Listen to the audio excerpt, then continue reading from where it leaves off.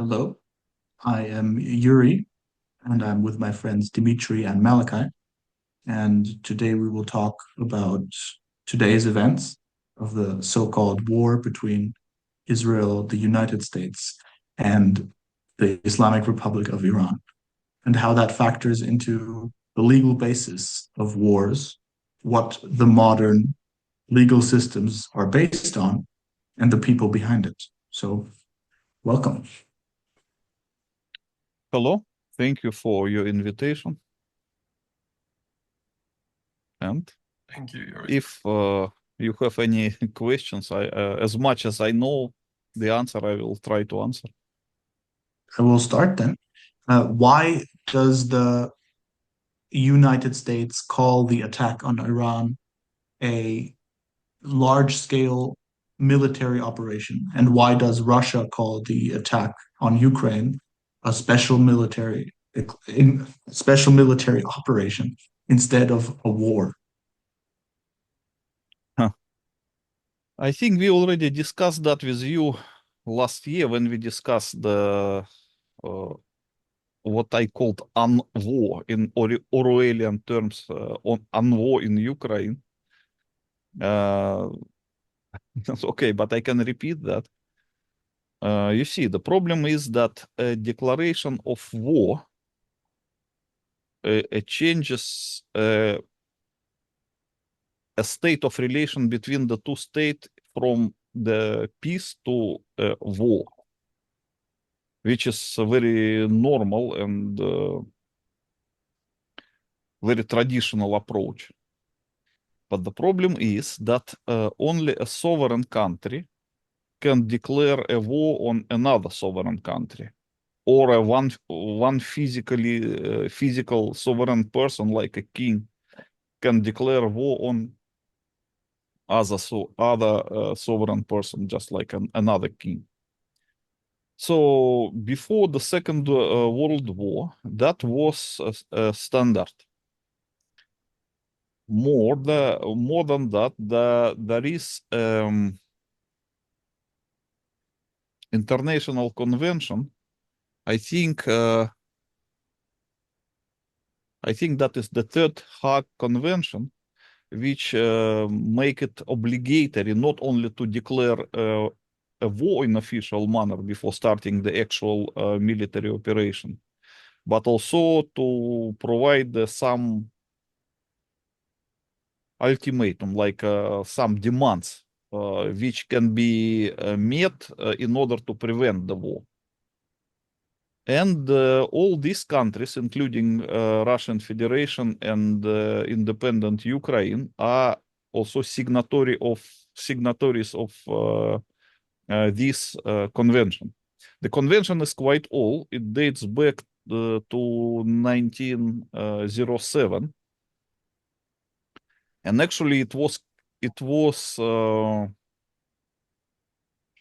created because of the demands of the then Russian Empire, who was very unhappy that Japan attacked Russia in the year 1904 without declaring a war on it. So it was like, by then it was very bad by all standards, because before that all states should declare war on each other before starting military operation, and they didn't actually need any convention because it was just a standard. It was the good manner. And because It's what Japan the sovereign attacked, just does. yes, and because Japan attacked Russian Empire in 1904 without declaring a war first, without providing any demands in the form of ultimatum, and actually it did it unexpectedly. Russia decided that these things should be made into the international law. So they, on their insistence, there was this convention started, and most of the states are signatories to it, including Soviet Union later, who joined it later after the revolution. And since the dissolution of the Soviet Union in 1991, both Russian Federation, I mean the independent Russian Federation and independent Ukraine also signed this convention in the early 90s. So by making as what you called special military operation, Russia actually violated the Third Hague Convention. Yet, knowing that they are doing that, they preferred not to declare war on Ukraine and attack Ukraine without the declaration of war for several reasons.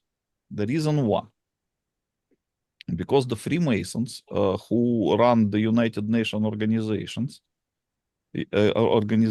use this United Nations organization to slowly deprive all states member of the United Nations of their actual sovereignty, because they slowly but surely replacing the former international law that was based on the common law with some new laws that were formulated by the United Nations organization. So basically, the Freemasons who run the United Nations organization, I mean all those globalists who are behind it, are using the the United Nations organization to place it instead of God, because sovereigns have relation with each other according to the God's law, because no one is higher than sovereign except God. That is logic. So any law, any international law that is imposed by someone who is not God would mean that it enslaves the members of that organization. So by replacing the international law in the form of God's law with the international law formulated by the United Nations organization, Freemasons deprive member states from their sovereignty. It's logical. And you can see that how much sovereignty actually states lost since the Second World War. They lost a lot. To the extent that some sovereign state can't now even use a forced labor or execute criminals and many other things. Is that also why they can't declare war, because they're just legally not allowed to No, do no, it, no. or The is it problem because it would is be an that insult? people who now are in charge of the states like Russia, for example, or Ukraine, they are just globalist flunkies. They are not really, how to say, state leaders. They're just slaves of the Freemasons, of the globalists. And if they declare war in these kind of conditions, it would be like a challenge to the Freemasons. It will be just like a declaration of the sovereignty, because only sovereigns can declare war on each other. But as long as they are not actually sovereigns, because their sovereignty was stolen by the United Nations organizations, a declaration of war in these conditions would mean a rebellion against the United Nations organization and rebellion against the Freemasons who run this organization. It would be almost like if like 5 years ago, when the old people you remember when they were sick with flu and with all those kind of things.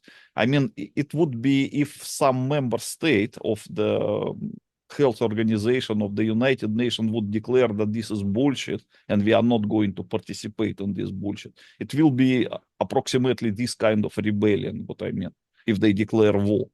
Okay. That is why they prefer to attack Ukraine in violation of the Third Hague Convention, of which Russia is signatory. Yet they just don't want to antagonize the Freemasons and the United Nations organization run by the Freemasons. They just show that they are compliant globalist slaves by attacking Ukraine without war, without declaring a war on it. The same could be said about the Ukrainian government, because Ukraine, as a supposed victim of the so-called aggression, must declare, I mean, if they were really humans and not slaves, they must declare that the regime of Putin has outdone Hitler and attack us without the declaration of war. Okay, but we nonetheless accept that we are at state in a state of war with Russia. But they didn't do it. Instead of calling the Russian attack a violation of the Third Hague Convention and starting an undeclared war, they just prefer to call it aggression. Okay, so it means they behave like another kind of globalist slaves. And instead of officially declaring that Ukraine is in the state of war with Russia, they declare only the, how they call it, I don't know how to say it in English, a state of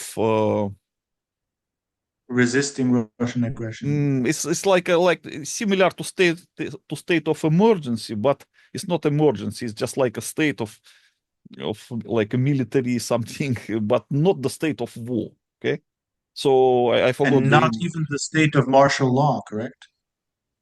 is similar to state of martial law, but that is not the state of war Okay. against Russia. It's similar to that.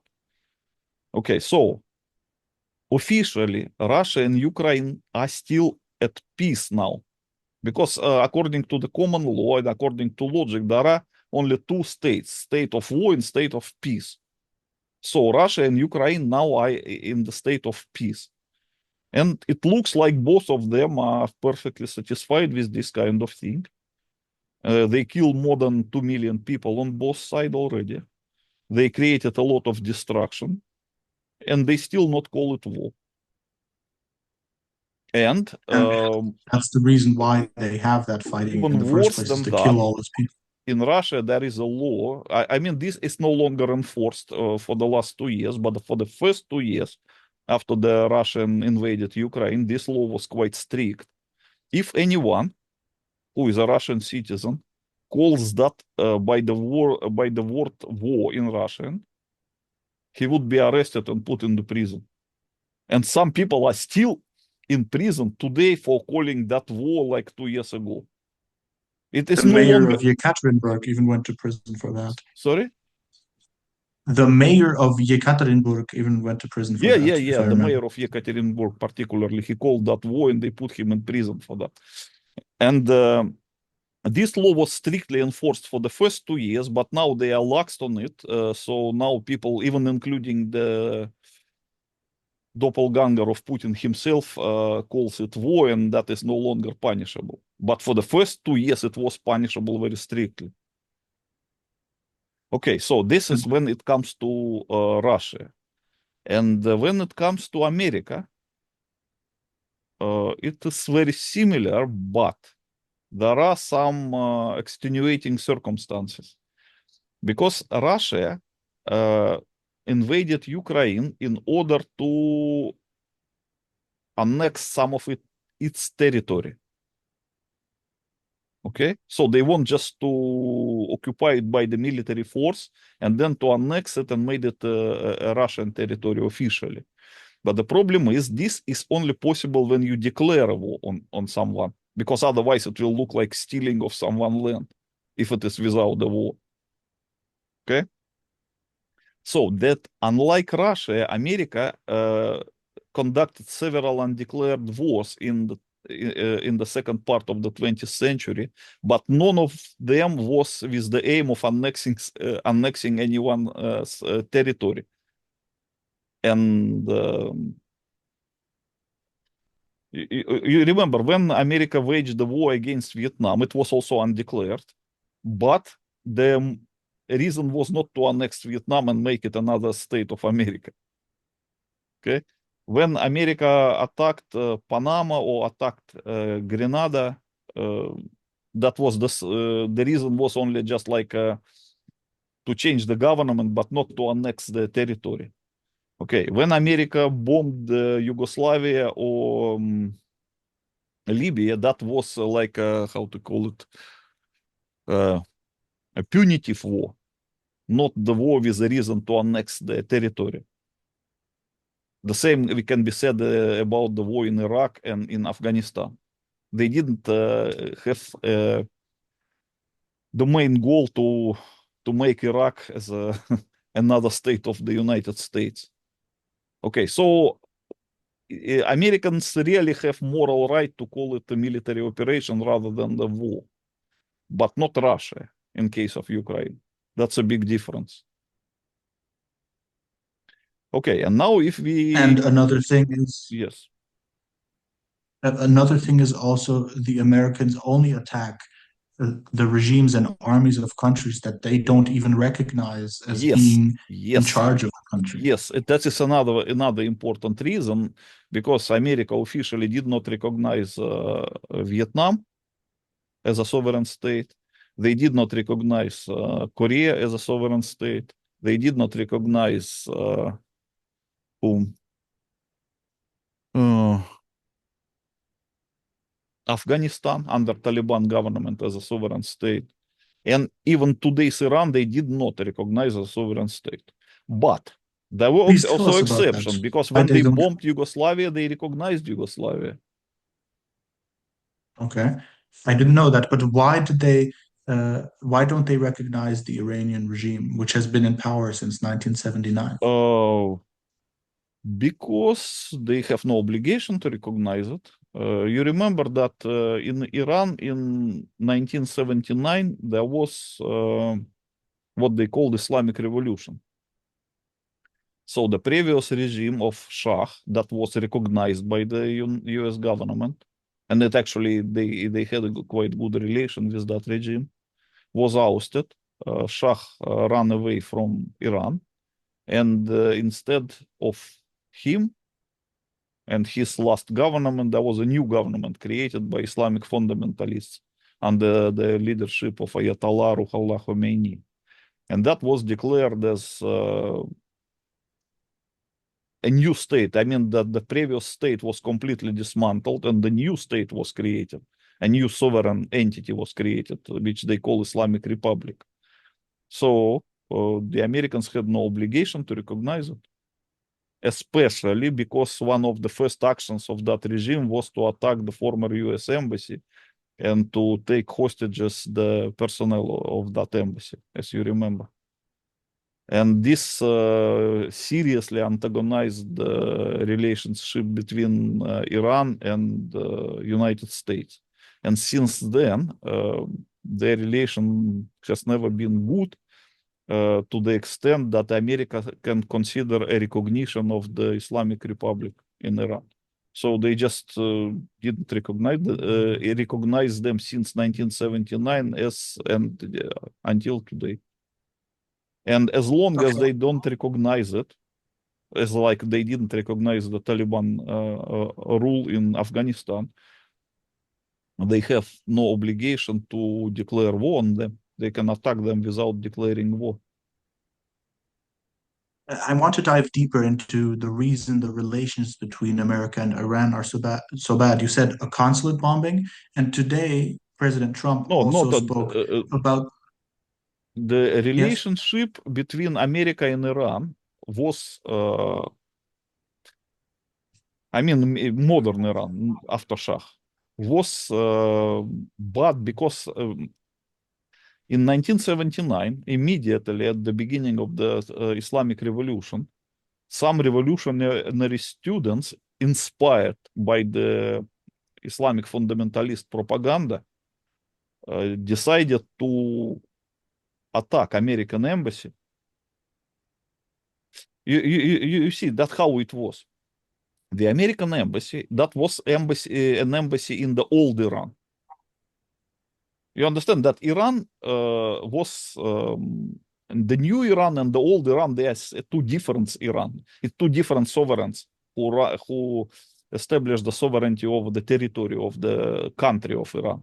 Because we should not mix two different things. The country of Iran, that is the land. That is the country of Iran. And the state of Iran, that is a certain sovereign entity which established the sovereignty over the territory of Iran. Okay? Same like compare it to Germany. So modern Germany is a Germany and Federative Republic of Germany is a sovereign entity that established the sovereignty over the territory of Germany. Okay, but during the time of Adolf Hitler, there was another sovereignty. That was the sovereignty of the Third Reich under the Führer Adolf Hitler. That is, the country is the same, but the state is different. I understand. Okay, so in Um, Iran is the same. Uh, During Shah, there was one Iran. An American embassy had the diplomatic relation with that Iran. And they have the American embassy in that Iran. I mean, the Iran as a country is the same, but as a state is different. So when the Islamic fundamentalists in 1979 got to the power in Iran, and they say that they no longer recognize the previous state and they dismantled the previous state, they claim more or less that we didn't call the American diplomats here. And we are not responsible for observing their diplomatic immunity. Because they were called in by the previous state, not by us. We never called them in. And they are our enemies. And based on this kind of heated propaganda speech, some Iranian students were inspired by that, and they decided to just attack the American embassy, occupy its premises, and take American diplomats as hostages, which were held for a very long time as hostages. And you can imagine how America reacts on that. Very badly. Okay, so since then, the relationship between Iran and the United States were just broken forever. And how many years pass, America still don't want to recognize the Islamic Republic of Iran because they are officially a continuation of that Islamic fundamentalist government of 1979, which allowed the students to occupy American embassy and take hostages the diplomatic staff. So I okay, understand. if it explains the situation. Is that also why the Iran-Iraq war happened? Because if I remember, Saddam Hussein, who was the best friend of the West, just 1 year later Yes, okay, invaded Iran, okay, and okay. Khomeini declared a jihad, which is a war, a holy war. Yes. So you see, many people don't understand that Islamic revolution in Iran was very similar to the communist revolution, to the Bolshevik revolution in Russia of 1917. It just happened some 62 years later, but the reason was the same. Both revolutions were conducted under the biblical slogan of Exodus. We are not slaves of Egypt. Okay? This one has nothing to do with the Sharia law because Sharia law is a different story. Although so-called It's a Islamism scam. this is just a scam. It has nothing to do with the Islamic fundamentalism. The Islamic fundamentalism claims this. It claims that the fundament of Islam is not the Quran. That the fundament of Islam, that is the Old Testament, which they call Torah or Tavrat in Islam. And as long as you don't have the basis of your religion and of your judicial system in the form of the Old Testament, you are an Egyptian slave. So this all was explained by the Ayatollah Ruhollah Khomeini as an old and experienced man because he was born still in 19th century. Okay. Please And explain how he showed the people that they are yes, Egyptian slaves with the one yes, dollar. yes. On he showed them the Egyptian pyramid on $1 bill. He explained that the eye on top of that pyramid is an eye of Shaitan. He declared America as a land of Shaitan, and Shaitan that means Satan, and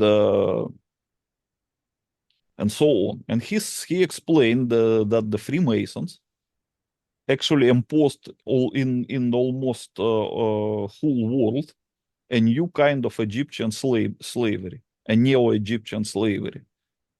And he said that we rebel against that. So now people don't want to remember that anymore because that is a very seditious information. But in 1979, that was very common knowledge.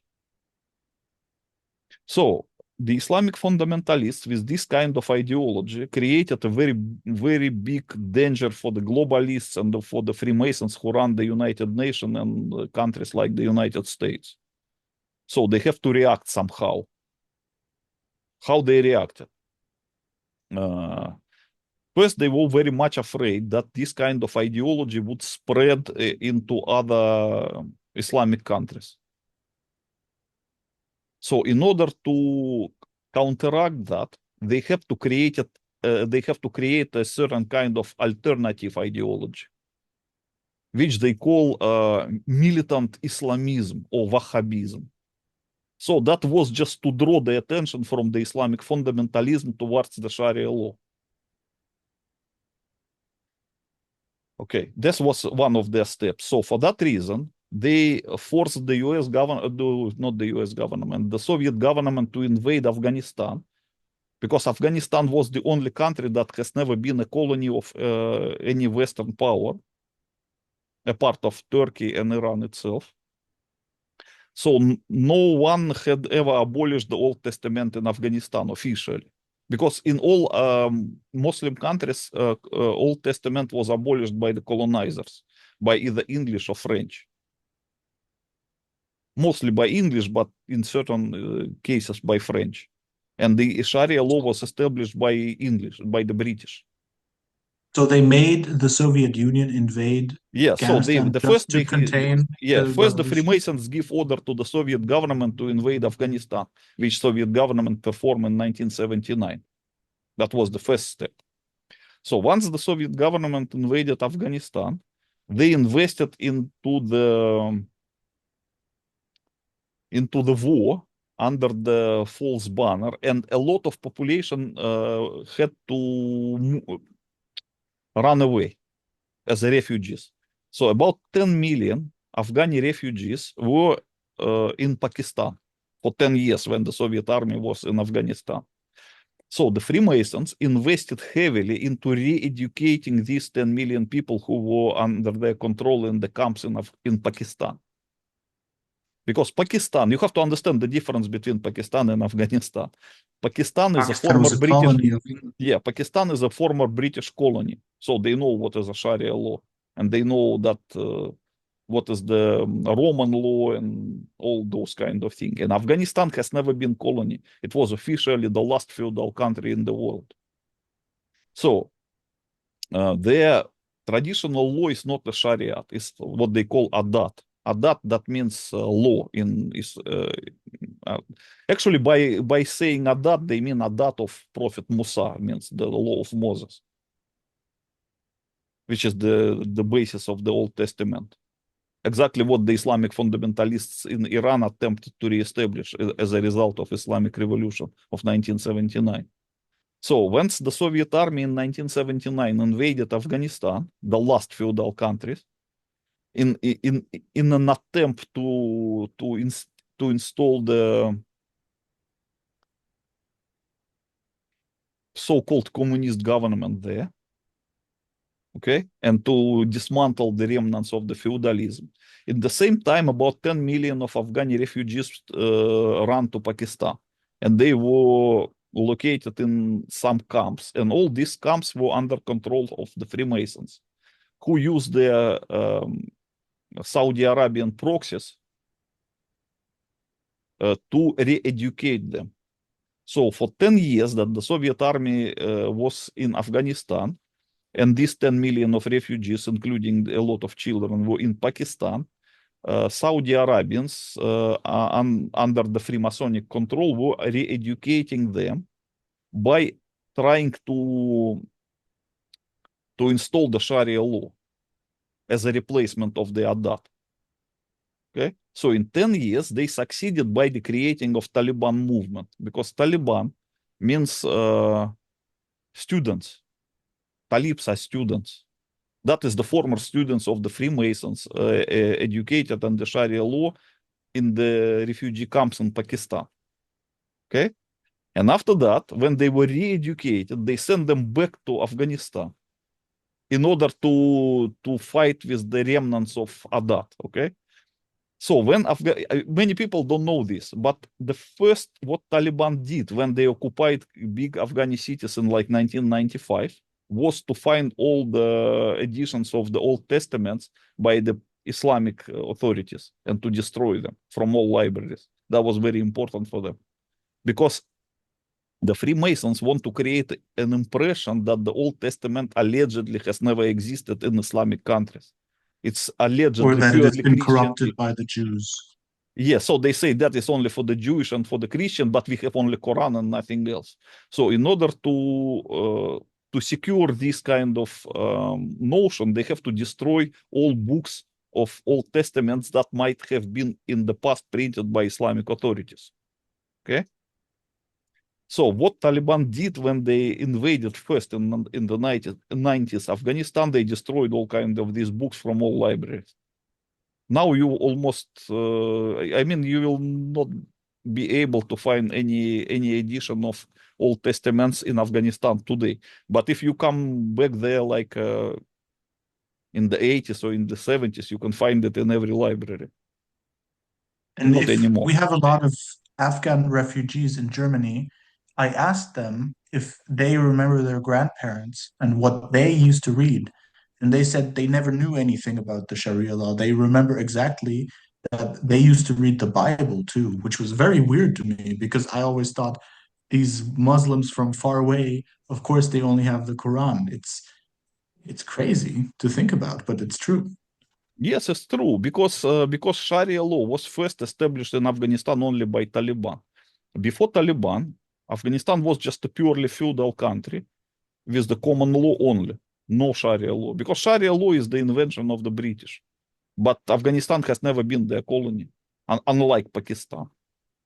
Okay, so that was the first step to fight the Islamic Revolution. Okay, because those people they were very much afraid that Afghanistan would be the breeding ground for the continuation of the Islamic Revolution from the neighboring Iran. And Afghani people were not Shia; they were Sunni mostly.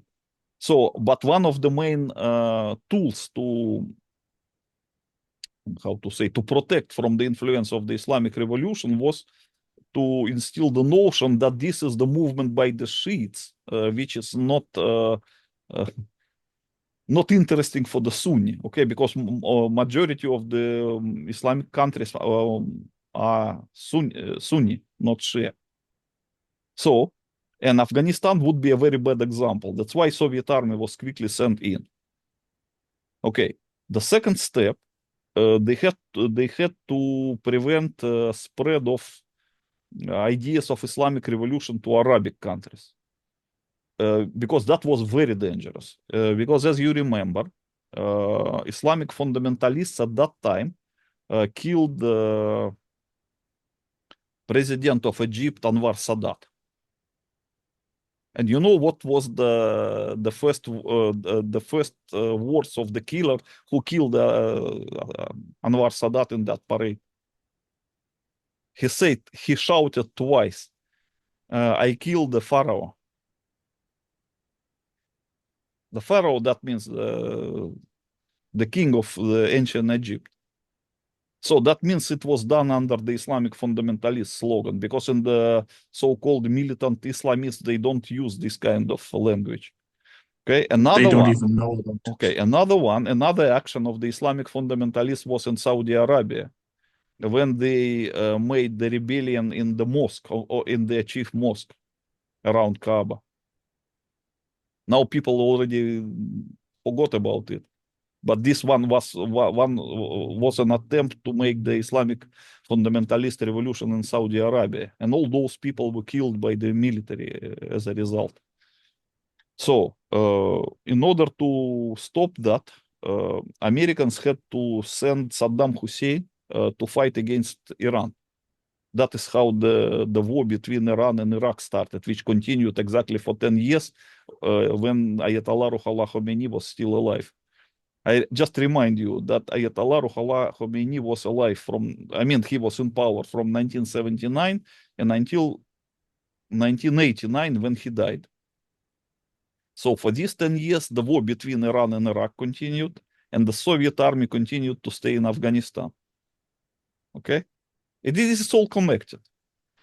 And once he died, Freemasons heavily invested in the new Iranian regime, making them to abolish the Islamic fundamentalist ideology and rhetorics and to switch to the what they call Sharia law. So now in modern Iran, which is run by the counter-revolutionary government, no one talks about Islamic fundamentalism anymore. No one talks about Old Testament anymore. They talk only about the Sharia law and about the hatred towards Israel, because of course, they have to replace that with the anti-Semitic ideology. So that is how they defeated the Islamic revolution in Iran. Okay, that's it. Please also tell us about the Kurdish population in eastern Iraq and southern Turkey, and about the Beirut barrack bombings, because today, United States President Trump spoke about the Islamic fundamentalists being behind the Beirut barrack bombings. But I, of course, know that you know I that that didn't is not quite true. understand some of your words. Can you repeat your question, because I didn't get it all. Yes.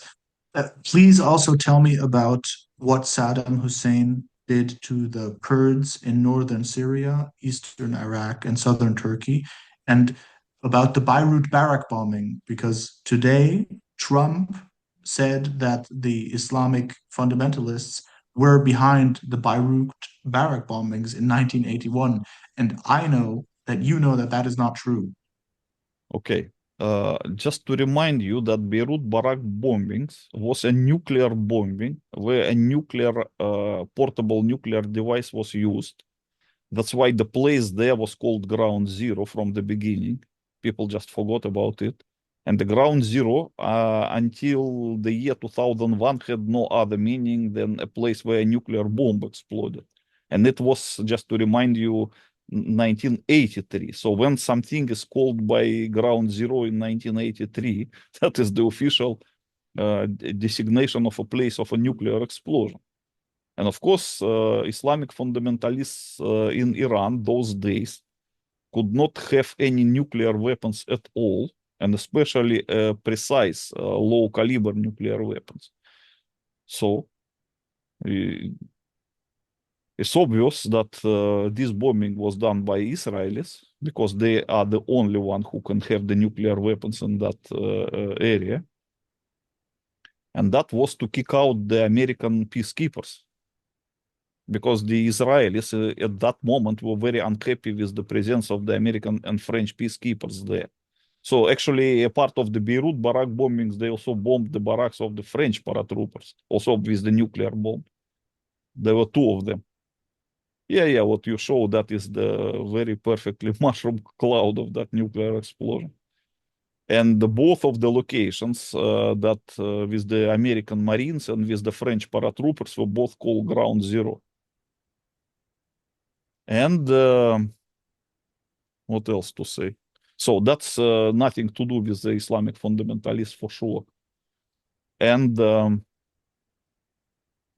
I think that's good time to remind President Trump, if he remembers about it, that the spot of that bombing was called Ground Zero. Because many people just don't want to remember it.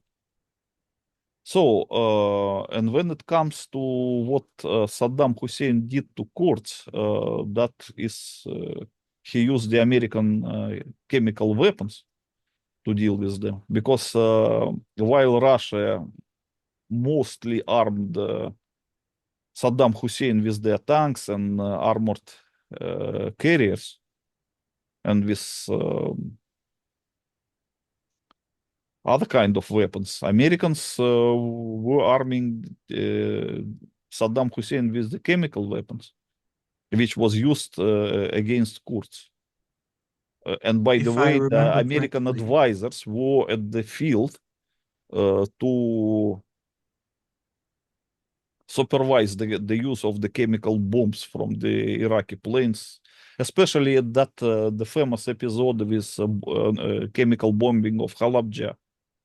That was supervised by the American military advisors, because the Iraqis themselves, they were not how to say, they were not trained enough to use American chemical weapons, so they had to have help from America, and Americans were there. But when it comes to using of chemical weapon in Syria against Islamic fundamentalists, that was, as far as I know, Russian chemical weapons, not the American one. But the Americans and Russian, they were working hand in hand to crush the Islamic fundamentalism. So it's understandable.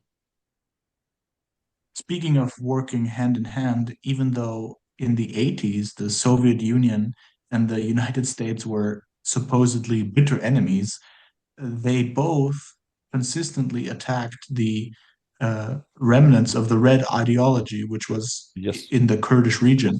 Yes. And please explain why the supposedly communist Soviet Union would attack its own communists in southern Turkey and northern Syria.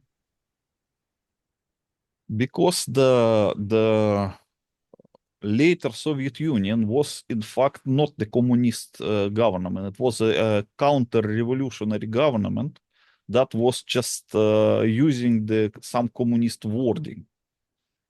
The real communists who made the Bolshevik Revolution in 1917, they lasted more or less until Stalin's death, with some exception.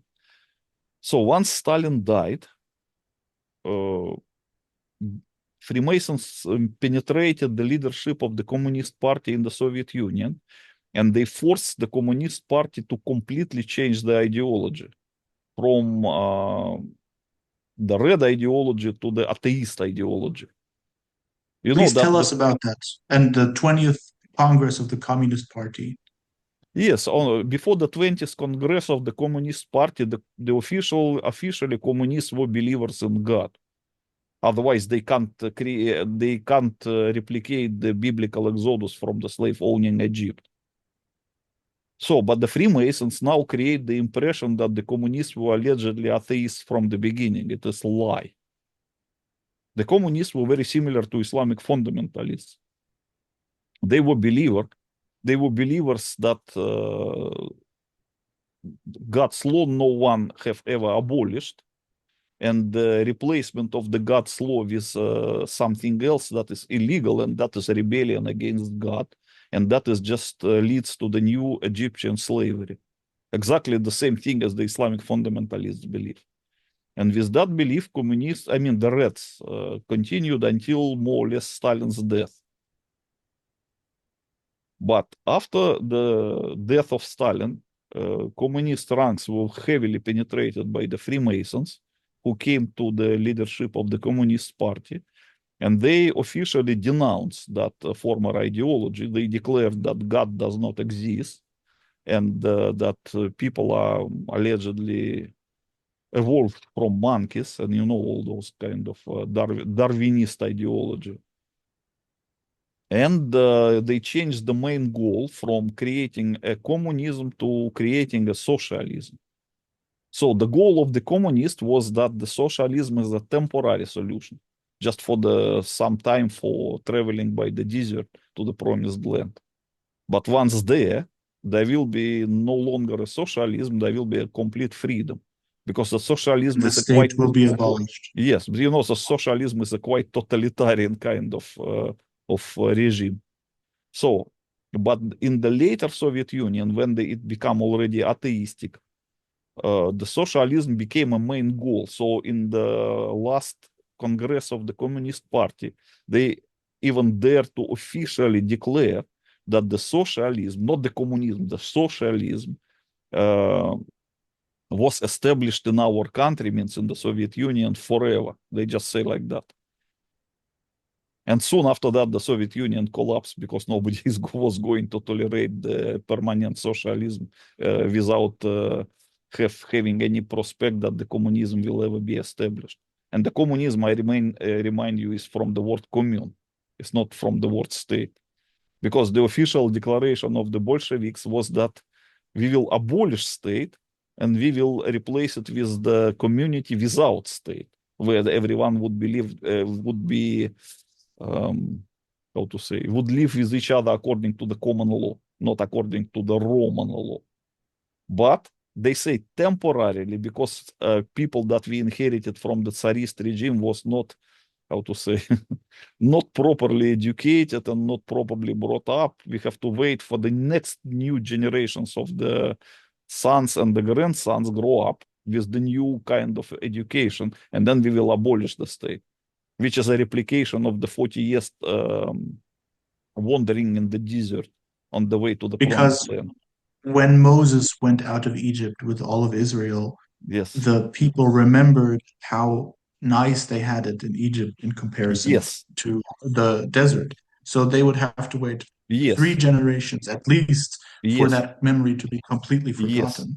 Now, when you have a figure like Moses leading the Israelites, it cannot continue longer than Moses is alive. Please explain what was special about Stalin and the old communists that started the revolution and what happened when they died. I don't want to mix things up, but I have to, because otherwise I will be accused that I am telling not truth. You see, the problem is that many real communists consider Stalin as a traitor to the revolution. Why? Because the main goal of the communists was to overthrow the previous state and to declare a total freedom. But they could not achieve the total freedom with this kind of people they inherited from the previous state, because they were too much spoiled by the previous regime. So they have to re-educate, and it is not possible to re-educate an adult slave. It doesn't work that way. All you can hope is to educate a new young children from these people and their grandchildren. Okay, that's exactly takes 40 biblical years for that reason. Should be at least 1.5 generation, better two. So at the first time, the Bolsheviks were very idealistic. So they believed that, okay, now we just declare freedom right away. But soon they understood it will not work. They have to control the people somehow in order to re-educate them. So they say, okay, we will replicate Freemasonic state. So we will establish a state without a Tsar, under the collective leadership of the Communist Party, but the state will be in the form of juristic person, exactly as the Freemason do. But They copied it from them.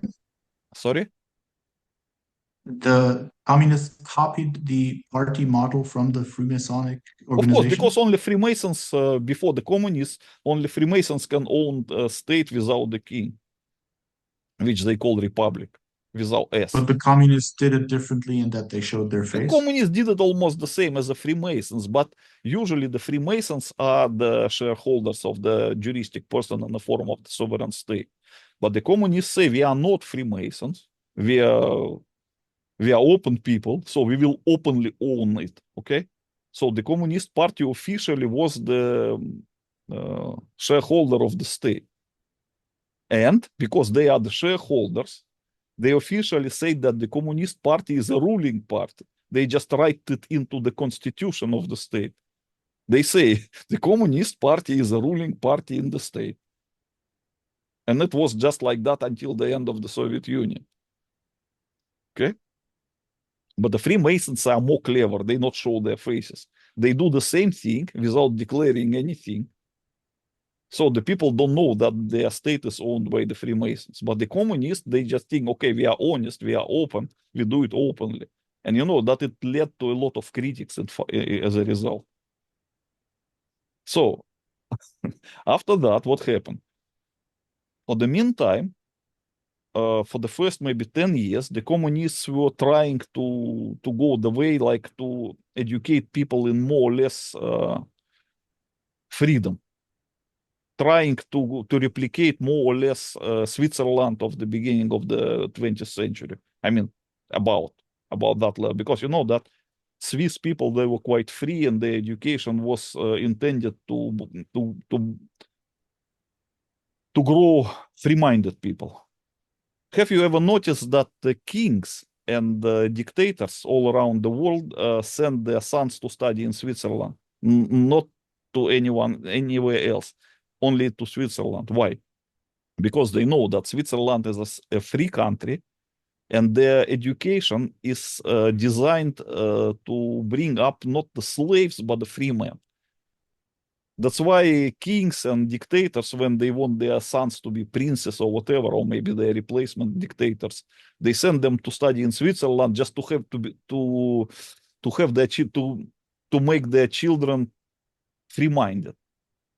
Because if they send them to study for some school for slaves, they will never be free-minded. They will be just brought up like slaves. So the early communists attempted to more or less follow the Swiss model. They wanted to educate people in freedoms. So when they grow up adult, they will not feel like slaves and will not have slavish mentality. So for the first 10 years, it worked more or less like that. But after that, Stalin came to power. Actually, Stalin came to power slowly, not at one point. And when Stalin came to power, he had to deal with a lot of problems because Soviet Union after the First World War and Civil War was quite in bad economic shape. A lot of educated engineers, doctors, scientists ran away from Russia to other countries like to France or to America or to Germany or to Serbia or to just, they lost a lot of these kind of educated people. So there was severe lack of engineers and scientists. Also, the technology was not developed and industry was not developed, and they had to do something about it. But Russia was isolated because Freemasons considered it as an enemy state, similar to Iran of 1979. And they did not accept even the gold from Russia. So Russia had a lot of gold, but they can't buy anything with gold because West collectively made the agreement between each other not to accept gold from Russia. They only could accept the grain, the food. So, and what you can buy for grain. This was only made just to even worsen situation in Russia because there was lack of food inside Russia itself. So when Stalin established himself as a leader of Soviet Union, he got an offer from the Freemasons, which he can't refuse. So Freemasons said, okay, we will help you to what you know that in Russia there was a process that called industrialization. Trying to rapidly turning the mostly agricultural country into the strong industrial economy. So that they call And the 5-year industrialization. plans. Yeah, yeah. So Freemasons say to Stalin that, okay, we will help you with industrialization. We will help you with education system. We will help you with the technologies from the West. We will help you with the recognition of the Soviet Union, diplomatic recognition by most of the states. We will help you with the trade and with this and with that and with that and with that. But you have to show that you are building the state, not a stateless territory like the tribal area in Pakistan, something like that. And Stalin agreed Why with. did Stalin agree? Because he I made a don't deal know. with the devil I in don't that. know. I'm not Stalin, and I cannot visit his brain to answer this question. But I know that as a fact he did. Okay, so instead of continuing the course of of the further revolution and abolishing the state and replacing it with the society, stateless society, as was intended originally by the Bolsheviks, Stalin made the course of making states stronger. Okay, and with each year he made it stronger and stronger and stronger. So in 1935, Stalin re-established the, how they call it, table of ranks. You know, for I don't know how they call it in English, but Do you mean the Red Army ranks, the old no, ones, Combreg? no. You know, in Red Army before 1935, there were no ranks at all. Okay, so every person in the Red Army was considered a warrior. Just only some were commanders and some were not, but no personal military ranks at all. So in 1935, Stalin decided to reintroduce the personal military ranks, not only in the Red Army and not only in the fleet, just everywhere, including the diplomatic corps, doctors, engineers, just any kind of the state servants were given some personal ranks, which were how to say, which always have equivalent in some table of ranks. Example, a one-star lieutenant, the sub-lieutenant or the third lieutenant, whatever it is called, was the lowest rank, 14th. The next, like a two-star lieutenant, 13 ranks. The next is three-star lieutenant, that is 12. The captain was like 13 or 14. The colonel was, as must be in every country, number 6. The brigade commander, number 5. Major general is number 3. Lieutenant general, number 2. You know, that is the called table of ranks. I think it is in many countries, it is like that. So all Russian state servants were given personal ranks and their equivalents in that table. That was made exactly during the time of the Tsar. That was exactly the same. Okay. Yet, officially, Stalin did not separate them by the social layers. They were still considered the same. But with each passing year, he was making it more and more resembling what was during the Tsar time. Like in 1940, Stalin reintroduced the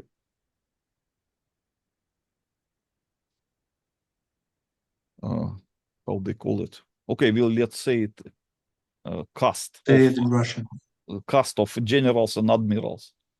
Okay, and in 1943, he introduced the caste of officers. Before there were no officers. Even someone had the rank of lieutenant or captain, he was not considered an officer. It was just a rank.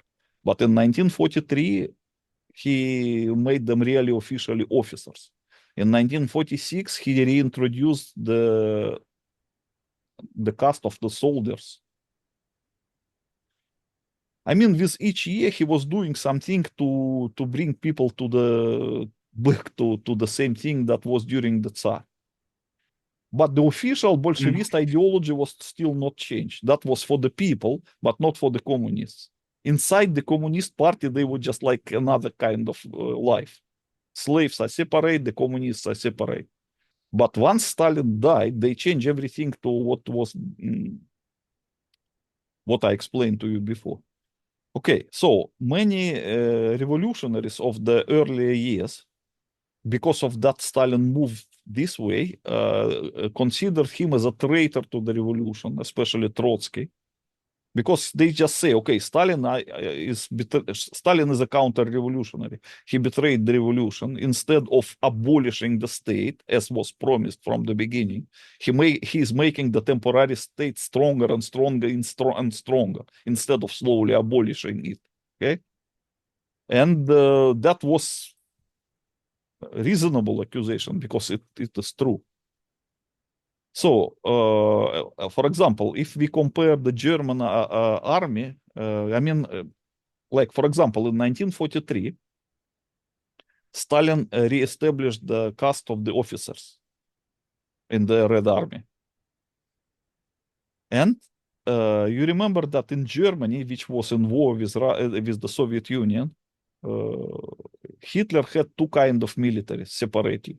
Wehrmacht, that is the official state military, with all the soldiers and officers and so on. And And yeah, they have another is Waffen SS. Okay, in Waffen SS, you remember that they had no personal ranks also. No officers, no soldiers. They only have Führers. Brigadenführer, Standartenführer, Obergruppenführer, something like that. yeah, that's true. I never Okay, noticed that. yes, but what does it mean? Because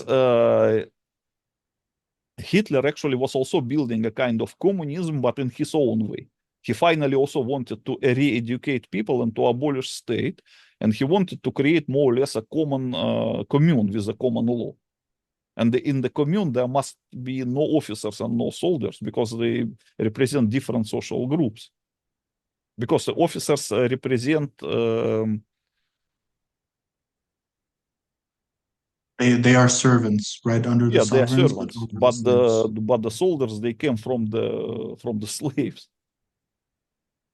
So, but in the Waffen SS, there was no such separation. Everyone have to call each other as brother. They can eat in the same table. You know, in the normal army, officers' canteen is separate from the soldiers' canteen. They are not even mixed at the same table. Okay, And but the officers could shoot the soldiers if they yes, refuse of course. orders. But in Waffen SS, everybody eat from the same table because they were the same social status. So it was very different. So at that time, when Stalin reintroduced the officers, I forgot the word. Okay, let's say officer caste. Uh, this created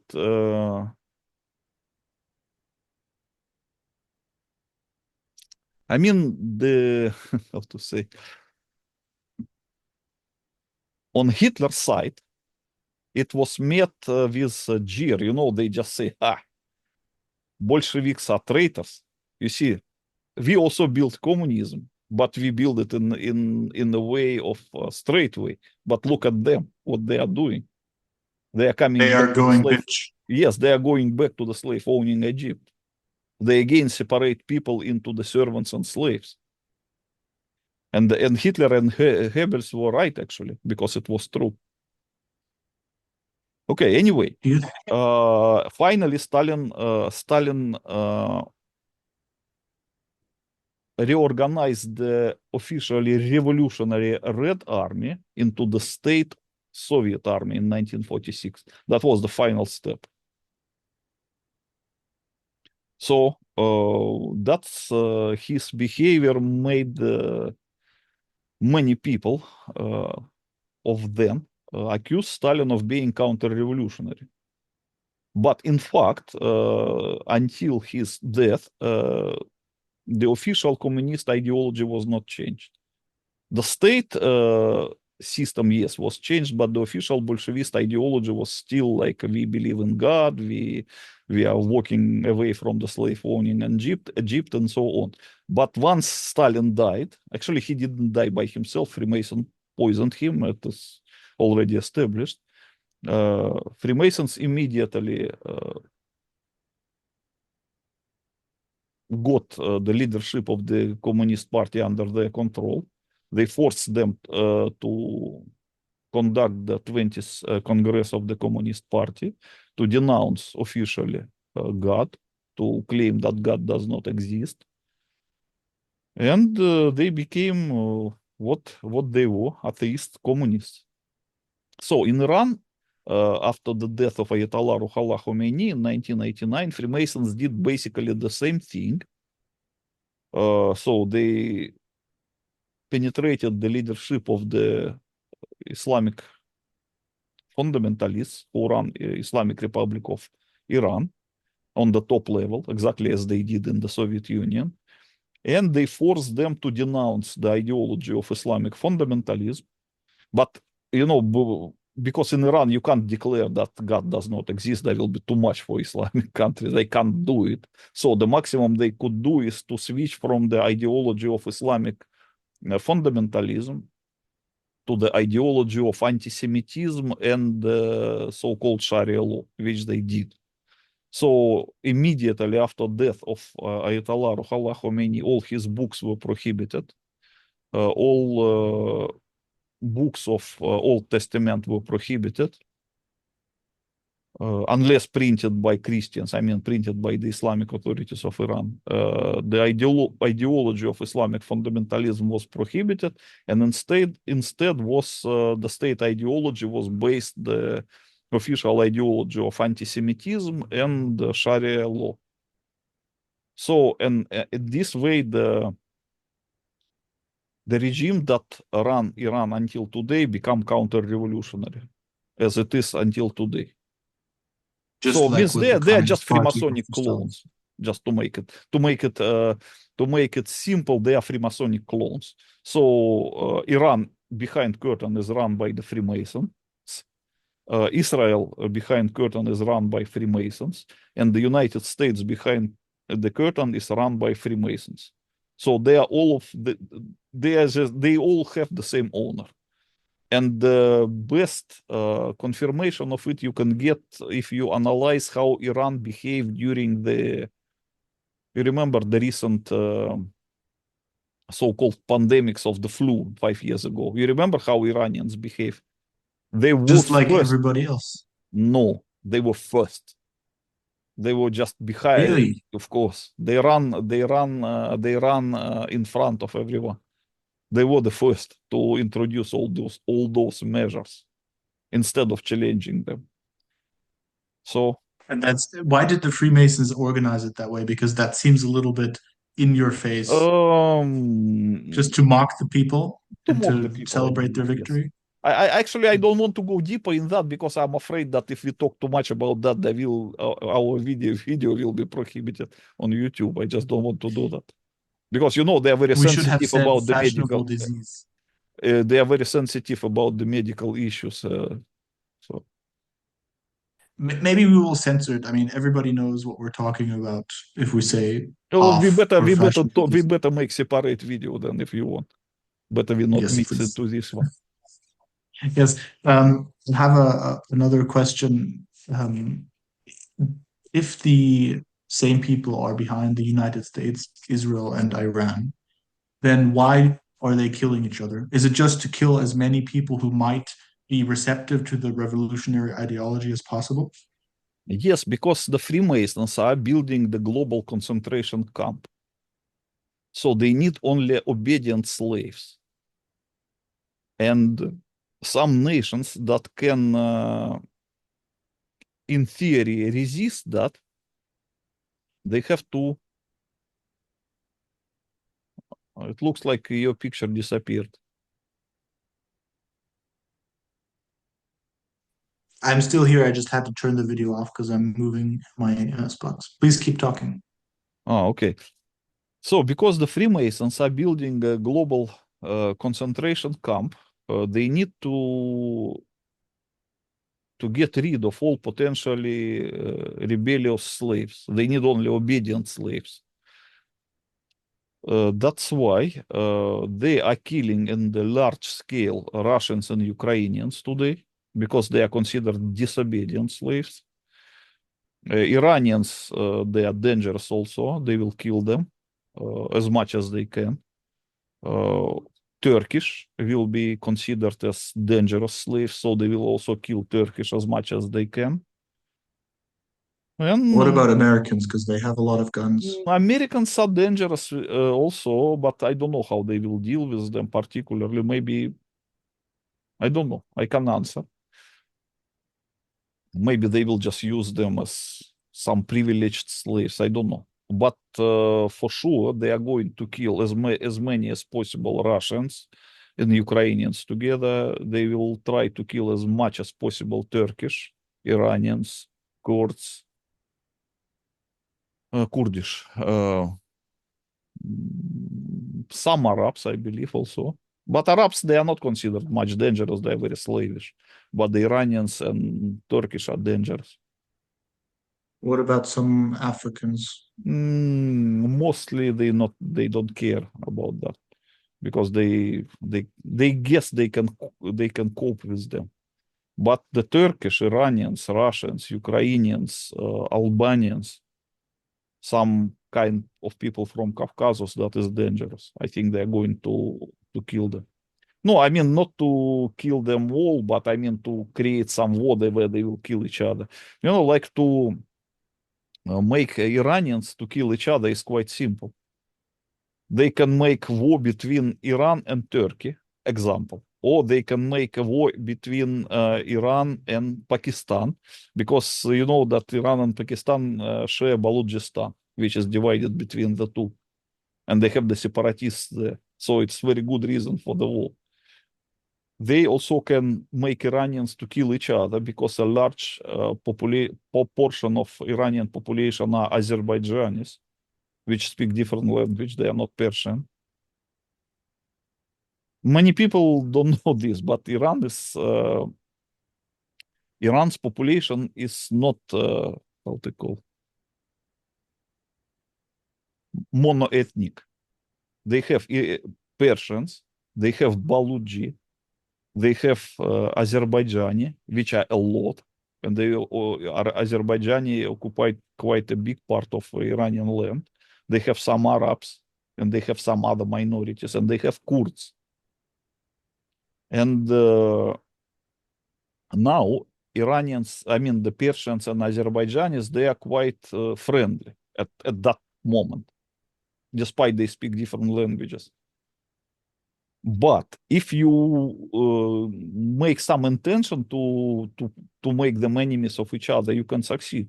That's not much difficult. You see that Russians and Ukrainians, they also were very friendly before, especially considering that majority, almost half of the Ukrainians are Russians, in fact, and a lot of But Ukrainians it live took a on long Russian side. time to make them hate each other. Yeah, but they spent some efforts and some money just to make them enemies, and they succeeded. So they also can invest into making the Persians and Azerbaijanis enemies. And if they do, they can kill each other for the next 10 or 20 years easily, like Russians and Ukrainians. And especially if they manage to overthrow the regime of current Islamic Republic, it is very Do you likely think that the they will civil be war able will to do start that? in Iran. Huh? Do you think that that is the plan to abolish the current regime? Possibly. I cannot say for sure that is their plan for now, but if I were them, I would consider that option. Why not? Because if you overthrow the current Islamic Republic of Iran, they will never agree with the new government by themselves. There will be always some tension between different ethnic groups.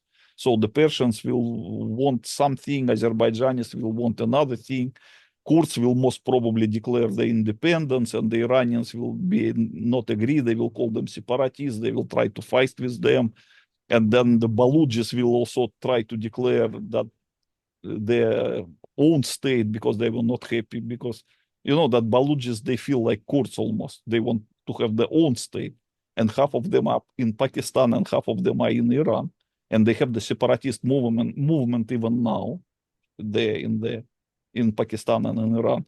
And if the Islamic Republic, for example, cease to exist, they will say, okay, very good, we declare our independence. So And that will just be more slaughter then. and it will be very difficult, to unite them again, because they have, I mean, especially if Americans and Israelis invest money into their separation, and very likely that the civil war will start. For example, the current capital of Iran, Tehran, is not located in the Persian territory; it's located on Azerbaijani territory. Okay, so in the majority of the population of Tehran are not Persians, they're Azerbaijanis.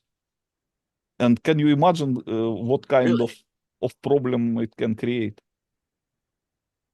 So the civil war in Iran could start just easily and can continue for a very long time because nobody can stop them after that. And especially if external actors will supply weapons to them and make them that for sure that they kill each other as much as possible, like between Russia and Ukraine, they can kill a lot of people. So I think in this way, the Freemasons will try to make problems firstly for Iranians, then for Turkish, uh, maybe I believe also for Pakistanis, because Pakistanis are quite dangerous also in that sense. And maybe And they have before, nuclear weapons. yeah, and maybe before they they come to the final step of the creating the global concentration camp, they will get rid of quite a big number of the people from the nations that the Freemasons considered as disobedient slaves. I give you example. You see, Russians and Ukrainians are already killed more than 2 million. I mean, it cannot be exactly, but uh, by estimation, like maybe over a million or close to 1 million Russians, and maybe 1 million or 200 or 300,000 Ukrainians are killed. It's not counting those who were maimed, like lost their leg or hand or eyes or whatever. So if they can do that with Russian and Ukrainians, they can also do that in Iran between Persian and Azerbaijanis and Kurds and Belugis and or between also possible to make war between them and Turkey. Because in Turkey there's also a big problem between Turkish and Kurdish because of the separatism of the Kurdish. So they can use this as a reason to start the war in Turkey also. If they can make Russians and Ukrainians kill each other, which are like basically the same people, they can make anybody fight anybody. Of course. They are not basically the same people. They are the same people because Ukraine was so deeply integrated into Russia before that the people just move between these two countries. They have families, like some Ukrainian may have a Russian wife, some Russian may have Ukrainian wife, you know. Some people might have the whole family in Ukraine, but he just finished the university and moved to work in Russia and become a Russian citizen, and the vice versa. A lot of people serve in the Soviet army, and their service, for example, a big portion of the officers in the Soviet army were Ukrainians, because the Ukrainians, they were quite good for the military service, and there were a lot of officers. So, and a lot of Ukrainian officers who were born originally in Ukraine but served in the Soviet army ended up in some Russian cities after their military service. And likewise, a lot of Russians ended in Ukraine shortly before the dissolution of Soviet Union. And there were a lot of Russians who lived there for a few generations. And there were a lot of Ukrainians who live in Russia for a few generations. So almost a half population of Ukraine are Russians, with the Russian surnames, I mean. And the majority of Ukrainians with Ukrainian surname, they didn't know Ukrainian language. They speak in Russian and they think in Russian and they have dreams in Russian. Okay, so they're completely Russian despite Ukrainian family names. And a lot of people with Ukrainian surnames, including the Western Ukrainian surnames, who live in Russia for 1 or 2 or 3 generations, they feel they are Russians. They didn't even know Ukrainian language, but they have relatives in Ukraine because they are originally from there. So it's just like I don't know how to say. Let's say that if we bring the analog with the Germany, like in Germany, you have Bavarians, yes? So Bavarian language is quite Like the different. same. Okay, I live in Bavaria actually, and it's very similar to the Ukraine-Russia thing. I mean, okay, they're no, it's basically the same no, language. no. You see, Bavarians, they are more or less. They are not much, how to say, mix with. They are more compact. So they have different language. They are mostly Catholics. Okay, which is different religion. I mean, they have really different language and different religion, and they stay more or less compactly. Okay, but Ukrainian and Russian, they speak the same language, because as I told you that in Ukraine, not many people know natively Ukrainian language, only somewhere in the West, or as a result of the forced Ukrainization for the last 10, 20 years. Okay, but originally the majority of Ukrainians don't know Ukrainian language. They speak Russian, they think in Russian, and they are just part of the Russian culture, despite of the Ukrainian surnames. And they belong to the same church. And they are mixed, because in Ukraine, the Russians and the Ukrainians are almost half-half. And also a lot of Ukrainians live in Russia.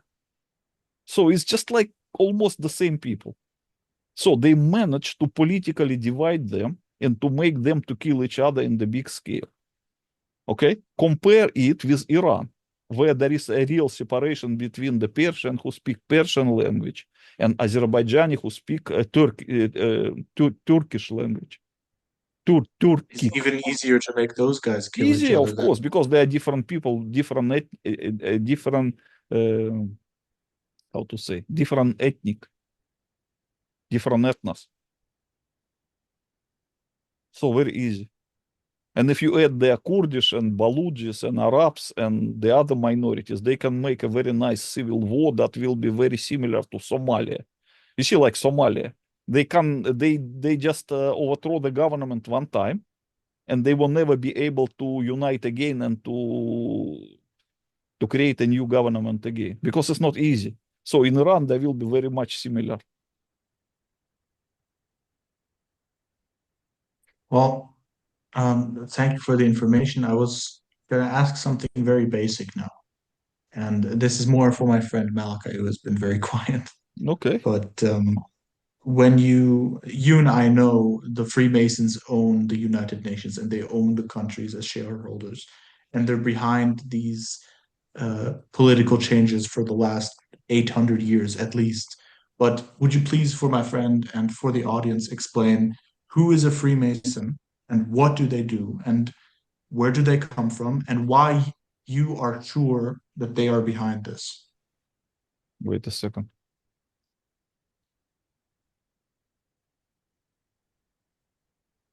So Freemasons is a secret organization which was formerly a Knight Order of Templars. And after that, they get underground and they were transformed into what we know as a Freemasonic organization. It's just like a secret society which consider themselves as a free, because they are Freemasons, by the way. Did you notice that? Why they are free? Because they believe they are free, but the rest are slaves. So And and that the they people and they, deserve their citizenship and their slavery. yes. So and using their how to say medieval structure and their secrecy and their ability to operate in secrecy, they are just enslaving the people. So they are overthrowing the monarchs, and instead of the monarchs, they created states, kingless states owned by them, and they are just own the slaves through the juristic person, because every state is a juristic person nowadays, which they call republic or constitutional monarchy. That is the juristic person. So the Freemasons own that juristic person, and through it they own the slaves who believe that they are citizens.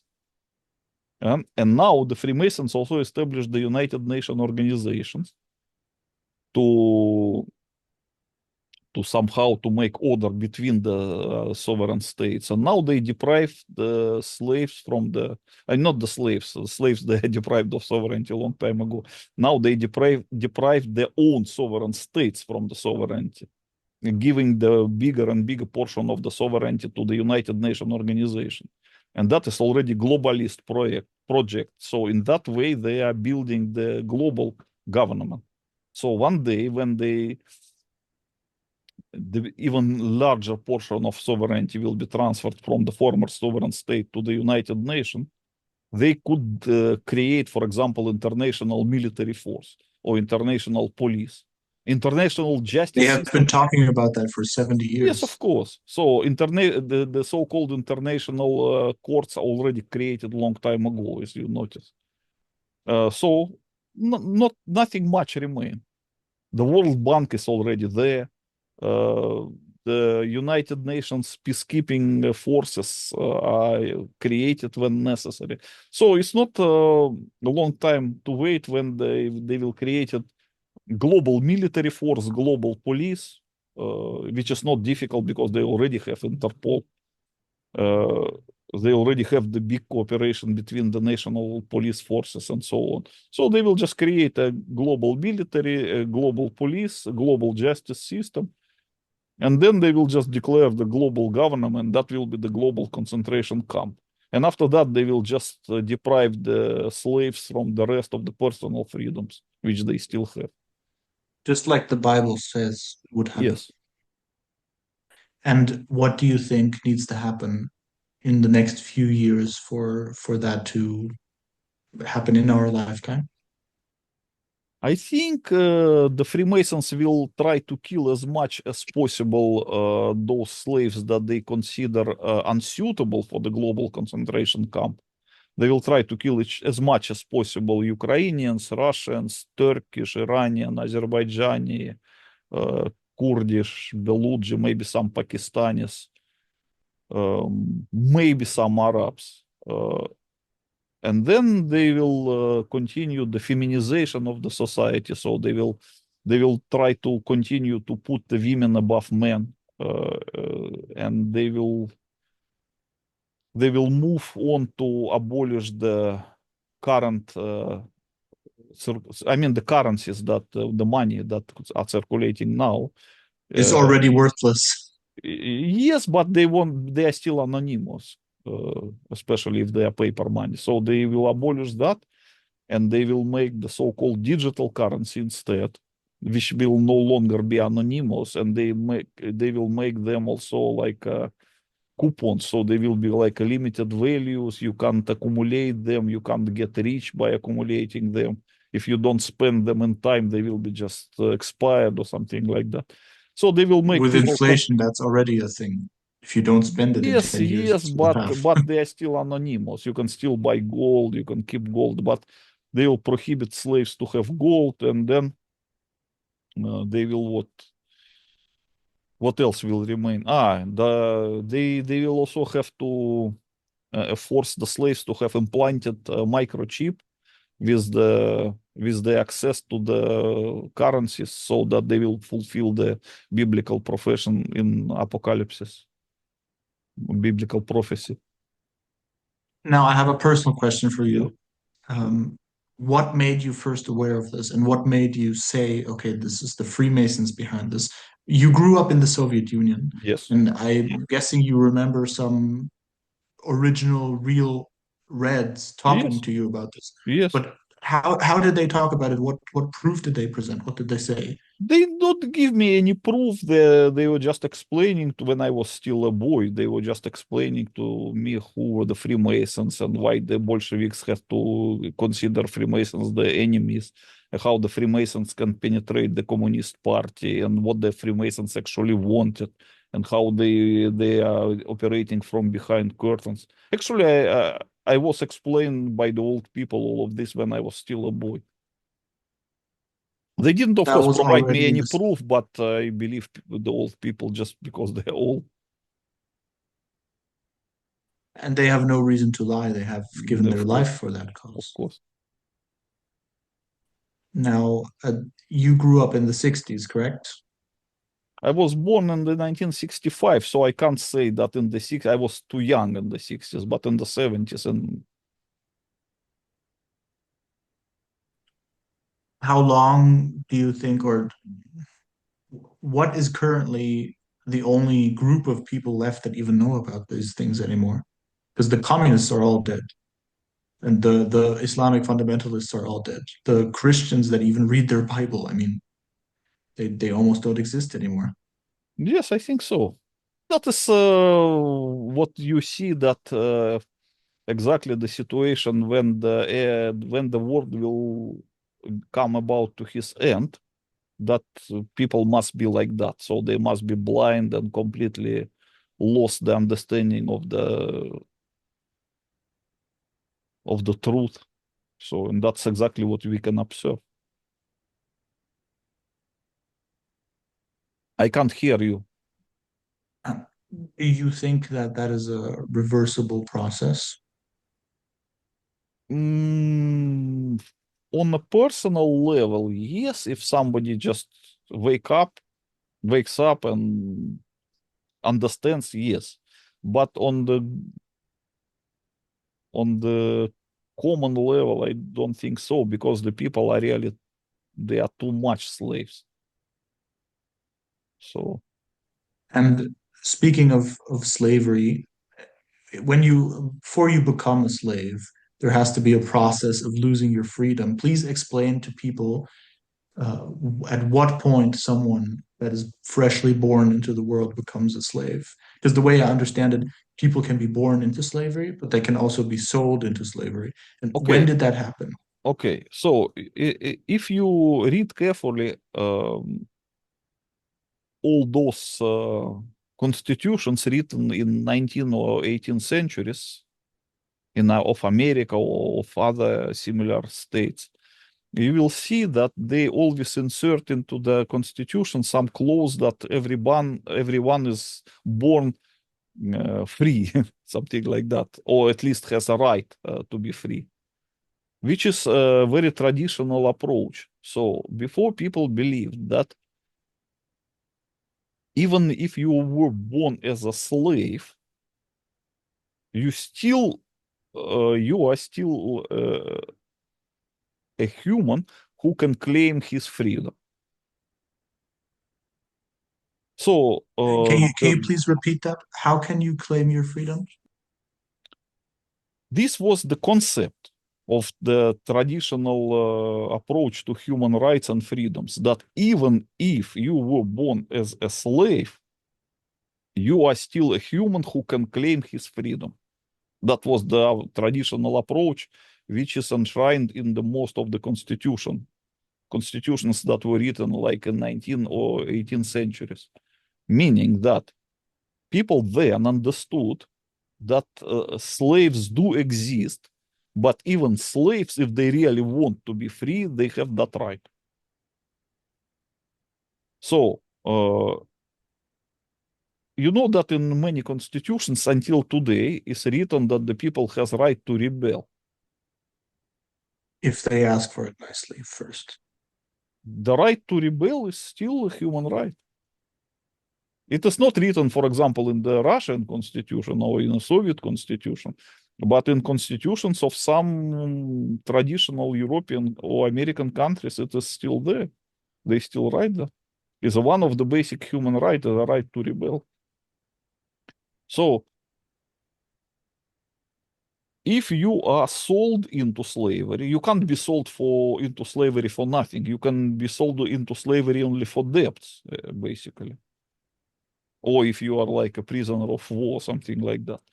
But before, when people still live according to the common law, all male slaves had to be, if they are believers, had to be liberated not later than in 7 years. And in Islam, it is also like that. So every slave owner was encouraged, if he has male slaves who are believers in God, he has to liberate them as soon as possible, but not later than in 7 years. That is also said in the law of Moses. And only those slaves who want to be slaves for life by their own wish, they can be slaves for life. But not this one was not applicable to women, because you can't release women. It is against the law. The women must be They slaves. always have to be with an owner, Yes, whether they a must husband be. or Yes, another. yes. And you can't liberate the unbelieving slaves, because the believer, when you liberate him, he must live according to the God's law. But the unbelievers, they can't live according to God's law, because they do not believe in God. So they are prohibited from liberation. Now, that would technically make a case for the so-called citizens to be released from their citizenship after 7 years, but of course they're not because they don't believe in God. But the same people that tell them they are evolved from monkeys are the ones holding them in slavery. So isn't this unfair? I think that is very fair because the modern slavery is created in a way that each so-called citizen, he doesn't even believe that he is a slave. He just thinks he's a free man. But he got cheated into thinking that. It's not Yes, that but that is he up to him. Okay, so he wants to cheat himself, but because he has a Bible. Okay, okay. Imagine that in the medieval time, most of the common people had no chance to read the text of the Bible by himself. Why? Because a lot of people were illiterate. A Bible itself was not translated to the common languages. It was still in the ancient Latin or in Church Slavonic or in some Greek or maybe some kind of the language that commoners didn't even know. Okay, and the Bible itself also was quite expensive, so not many people could afford to have their own Bible. But nowadays everything changed. The Bible is translated to any and every modern language. Okay, it is quite cheap. Even just a schoolboy could save maybe money on 3 or 4 of his breakfasts or lunches in school and buy a Bible of his own. Okay, so nobody can claim that I did not know the Bible because it was not available. It is available in every language, even in the very rare languages, it is still available. So everybody can read the Bible and understand between the difference between the status of the God's slave that is described in the Bible and his own status. Oh, but as long as he wanted to continue to cheat himself into believing that he is allegedly a free man and so-called citizen, it's up to him. He likes to cheat himself. Okay, let him cheat himself. Freemasons are very happy about that. the Bible even speaks about this. It says in Romans chapter 1, verse 20, for the invisible things of him from the creation of the world are clearly seen, being understood by the things that are made, even his eternal power and Godhead, so that they are without excuse. Yes, they have no excuse. But if you teach The North Korean perhaps could have an excuse because the Bible is prohibited in North Korea and it is not commonly sold in the bookstores. Okay, so they don't have internet. so that's why they actually Freemasons they didn't like that kind of the totalitarian rule like in the North Korea because that that violates the fundamental principle. The slavery must be voluntary. But in North Korea is not, okay? It is really enforced by the state with the means of the cheating at the same time. So that's why the Freemasons, they fight the regimes similar to the North Korean one. Just because it violates their principle of Yes, of the showing chains voluntarity, yes. openly. Yes.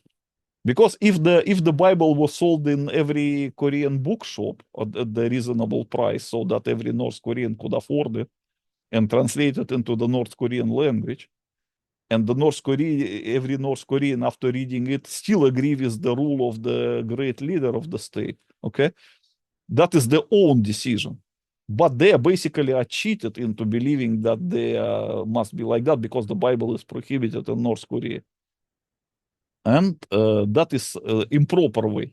But the proper way is when the Bible is available in every bookstore at an affordable price and everybody can read it and still want to be a slave.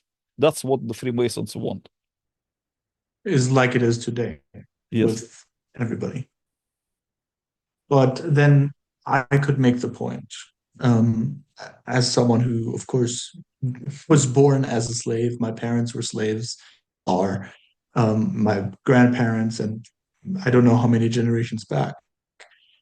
I had the chance to find the truth by reading the Bible, but it's difficult to break through the programming if all in school you learn is you're equal to women and you are descended from a monkey and the monkey is descended from the little microbe and the microbe maybe came from outer space and for the majority of your life that's all you hear and the Bible is ridiculed and is talked about in school as a fantasy book. I would say that is not fair either. It's not a free choice when you are a kid.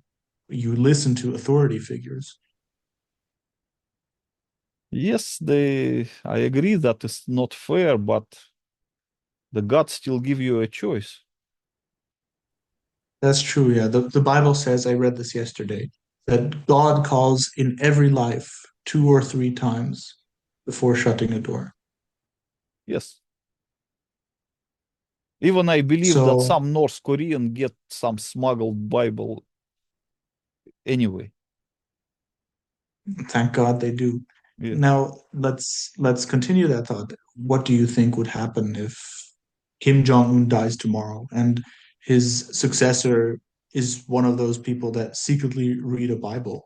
Wouldn't the Freemasons immediately turn around and destroy North Korea? Very difficult to say, but you have to understand that Freemasons could destroy North Korea a long time ago, but they need it because countries, if there were no As an North enemy. Korea, if there were no North Korea available, the people might again turn to the communist ideology, because it is very attractive. But because of the North Korea is here, anyone who just opened his mouth and say, "Look, uh, let's look back into the Bolshevist ideology or Maoist ideology again." They say, "Are you crazy? You want to live like in North Korea?" This Live is like just to those scare crazy people. people over there. That is just to scare people away from the how to say reenacting some Bolshevist ideology or It's the Maoist same with the ideology. current Iranian regime. Like they are made to act so completely ridiculous and over the top that nobody will say in their free mind, "Are you crazy? I will never believe this Islamic fundamentalism." Yes, of course, of course. Okay, let's say, Um, let's imagine that a certain Islamic fundamentalist country, which already established its freedom, will look like that. I give you an example, okay? No police, because everybody is armed with unlicensed weapon. Like if you want to have AK-47, you just go and buy it from the shop or from the market, and you don't like in need a license. Afghanistan today. And you don't need a license, okay? So you want to have a machine gun or anti-aircraft machine gun, you can install it on the roof of your house. You don't need a license from the authorities to build your house because that's your own business, okay? You can have not 4 wives, but 7 wives or 25 wives, as many as you can afford, you can have them. And you don't need to buy to every wife a separate household. You can keep all wives in the same house with the common household. Okay, you want to drink alcohol, you can drink, and must not be any how to say the I forgot they what kind of mark they put on the bottle of the alcohol that to show that the taxes are paid. How they call that? Yeah, I know what you mean. I think it's a stamp, Yeah, tag the stamp or stamp, like something. a duty stamp. I know that in Russian that will be called the access mark, but excess mark. But I don't know how it is in English. So you can So drink you can even alcohol. make your own alcohol. You can drink any alcohol without this kind of tax. You can make your own alcohol. Okay, you want to grow opium poppy within your yard, you can do. You want to make a hashish or opium, you can do. Okay, you want to pay in gold or in silver, you can do. You want to have a car without number plate, you can do. So that is the freedom, and this is still Islam, because Islam does not prohibit drinking alcohol, as you know. You know that in Afghanistan, before Taliban, I mean, when Afghanistan lived according to the Adat law, not according to Sharia law, people used to drink wine. They produce wine in Afghanistan. When the Soviet army was there, the wine was also there. And before Soviet army, wine was there. Only Taliban is the one who prohibited alcohol. Iran in 19th century was one of the great consumer of wines, despite of being Islamic country. Turkey, I mean, not Turkey, that time it was still Ottoman Empire, was one was of the greatest how to say, Consumers. consumers. I mean, Ottoman Empire, despite that it was officially Islamic State run by Khalif of the all writers, because the Sultan of Turkey at the same time was also a Khalif of all writers. Okay, so and in the same time in Turkey they they used a lot of alcohol. So Turkey was one of the biggest importer of Russian vodka, despite of their having their own Arak. And they were also great importer of the French and Spanish wines in 19th century. And that was the real Islam. So Islam does not prohibit drinking alcohol. It's just Sharia cheating only. So if the country is really Islamic and they have all those freedoms according to the Old Testament, they will have everything that, how to say, needed for the free man, except what is will be prohibited there is the sodomy, the man sleeping with another man, yes. But And divorce. no, divorce is not prohibited. I mean, initiated from the woman's side. The man can Yeah, divorce the divorce woman initiated from the woman's side is prohibited because she is a slave of the husband. But if the husband want to divorce wife, that is easy. Just But say he needs a divorce good and reason, just kick right? her out.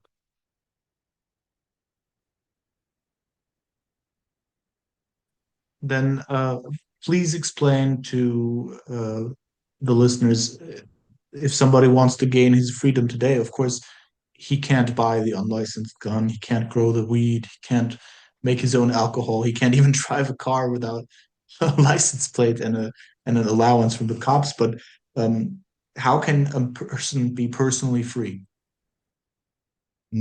I think in this time, it's not possible unless you make an armed rebellion in the Maoist style. Or maybe you can personally request your personal freedom from the head of state.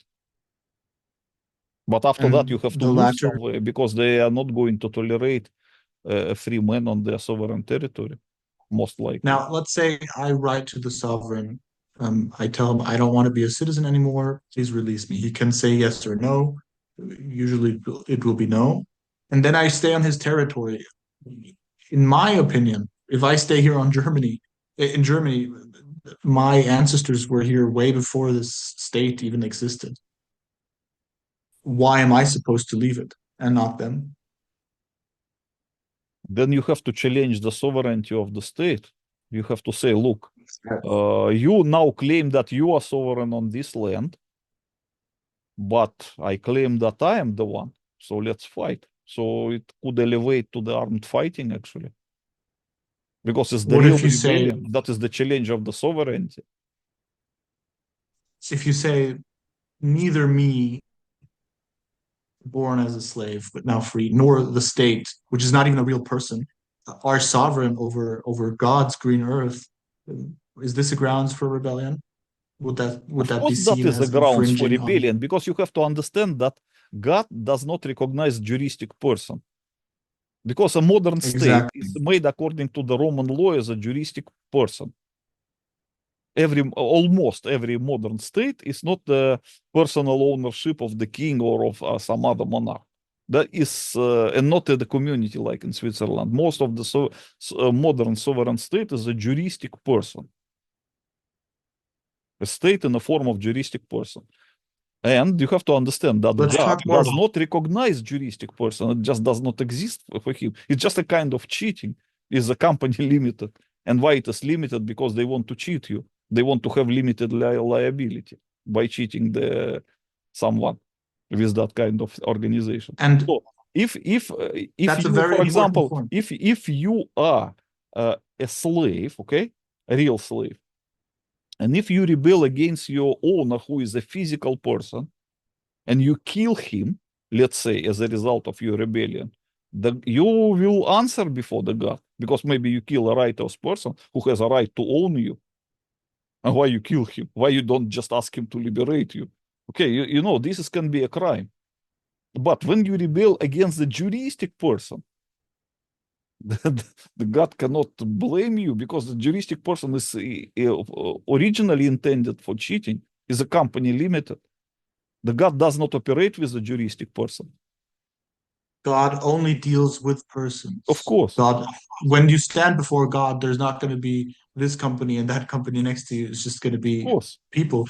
And now, let's say you talk to some Christians who believe in their Bible and they say they believe in God, and you tell them, hey, I don't want to be a citizen.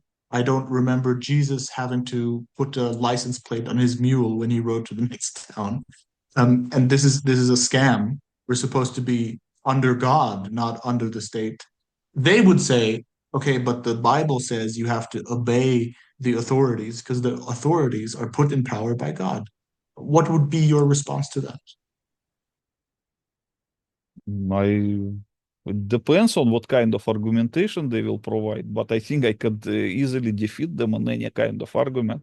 But the problem is the most of these kind of people that you refer to, they are they have no drive to find the truth. Okay, when they argue with you, it's not just because they want to find the truth. They just want to defend their comfortable status of slaves. So you just try to disturb them by explaining that. Okay, you just disturb their comfort. They feel comfortable, But and you disturb doesn't them. God disturb? No, no, no. Didn't Look, God disturb the comfort? imagine. The arguments can be because of different reasons. One argument is, let's say that two scientists argue again about some theory. Okay, their argument is just to find the truth. Both of them want to find the truth. When the two scientists argue about a certain event or certain theory. So this is one kind of argument, okay? Another kind of argument is what you just suggested. You say, okay, there are some slaves who claim that they are Christians, allegedly, and who feel very comfortable to be slaves in the modern state in a form of juristic person under the Roman law. And you disturb this kind of slaves by explaining them that actually God does not deal with the juristic person, and he is not even recognizing the juristic persons. And actually, as a Christian, you're supposed to live according to the law of Moses or the Musa Dat or whatever. But you are living according to the Roman law, which is the law of the pagans of the slave owning Rome, which has nothing to do with God. Even according to the New Testament, it's the most ungodly organization. And now you just disturb them with this kind of revelations, and they no longer feel comfortable, and they try to argue with you. But the problem is that their main reason to argue with you is not to find the truth. It's just to find the comfortable way to come back to their slavish status and to feel comfortable. It's just like satanic people. You know, when you disturb satanic people, they feel just like very uneasy, and you just disturb them. They don't want to hear that. Okay, so you don't need to argue with them because you can't change their mind anyway. But this is a little bit personal, Dimitri, but these are, well, I'll tell you this first. Of course, they want to go back to Egypt or they don't even want to leave. I remember reading in the Bible when Moses killed the Egyptian overseer, instead of his two Israelites brothers saying thank you for liberating us from that whip wielding man, they got angry at him and they said, "What are you going to do now? You're going to kill us next? What the? Why did you do that?"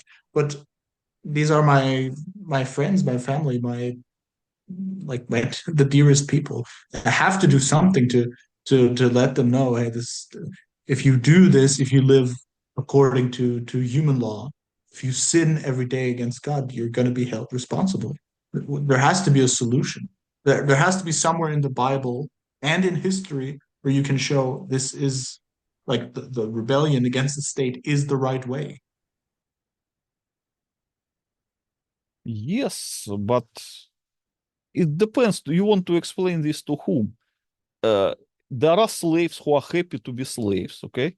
When they open the Bible, they are not looking for the truth in the Bible. They are looking for some taking out of context phrases that might be misinterpreted to justify their slavery. And that's the only things they want from the Bible. So why you need to argue with them, actually? I don't see any reason. Because they're still a human being. They're a soul. They're if they don't turn, they're gonna go to hell forever. I don't wish that Okay, on anyone. you can provide them your teaching one time, but if you see that they don't want it and they are actively argue against that, why should you insist? Moses asked God 3 times not to destroy Israel. God himself changed his mind because Moses argued with him. Should Okay, I at you least can try count. sometimes? You can count also 3 times. Actually, 2 times is enough, but you can do it 3 times just to be on the safe side. You just try to reason them one time, then another time, and then another time, and then you see it doesn't work, then just don't disturb them anymore. They want to be slaves. They are under satanic rule, so they are satanists. But the Bible commands us to attack Satan wherever we find him. And if you want to preach the truth, you have to be, in my Yes, opinion, you can you have to preach. be aggressive about it. Yes, you can preach and you can be even aggressive, but not more than 2 times, actually. Well, Dimitri, then we better prepare those times very well, which is why I want to ask you about, because some people they respond very well to something in the Bible or in history or a writing or a letter that you can point at and say, hey, right here is the uh, is the evidence that this is a scam. For example, the word ground zero is just a dead giveaway of what really happened there. And with the Roman law, I want to talk to you about what gives it away that human beings today are ruled by satanic companies instead of by God's law.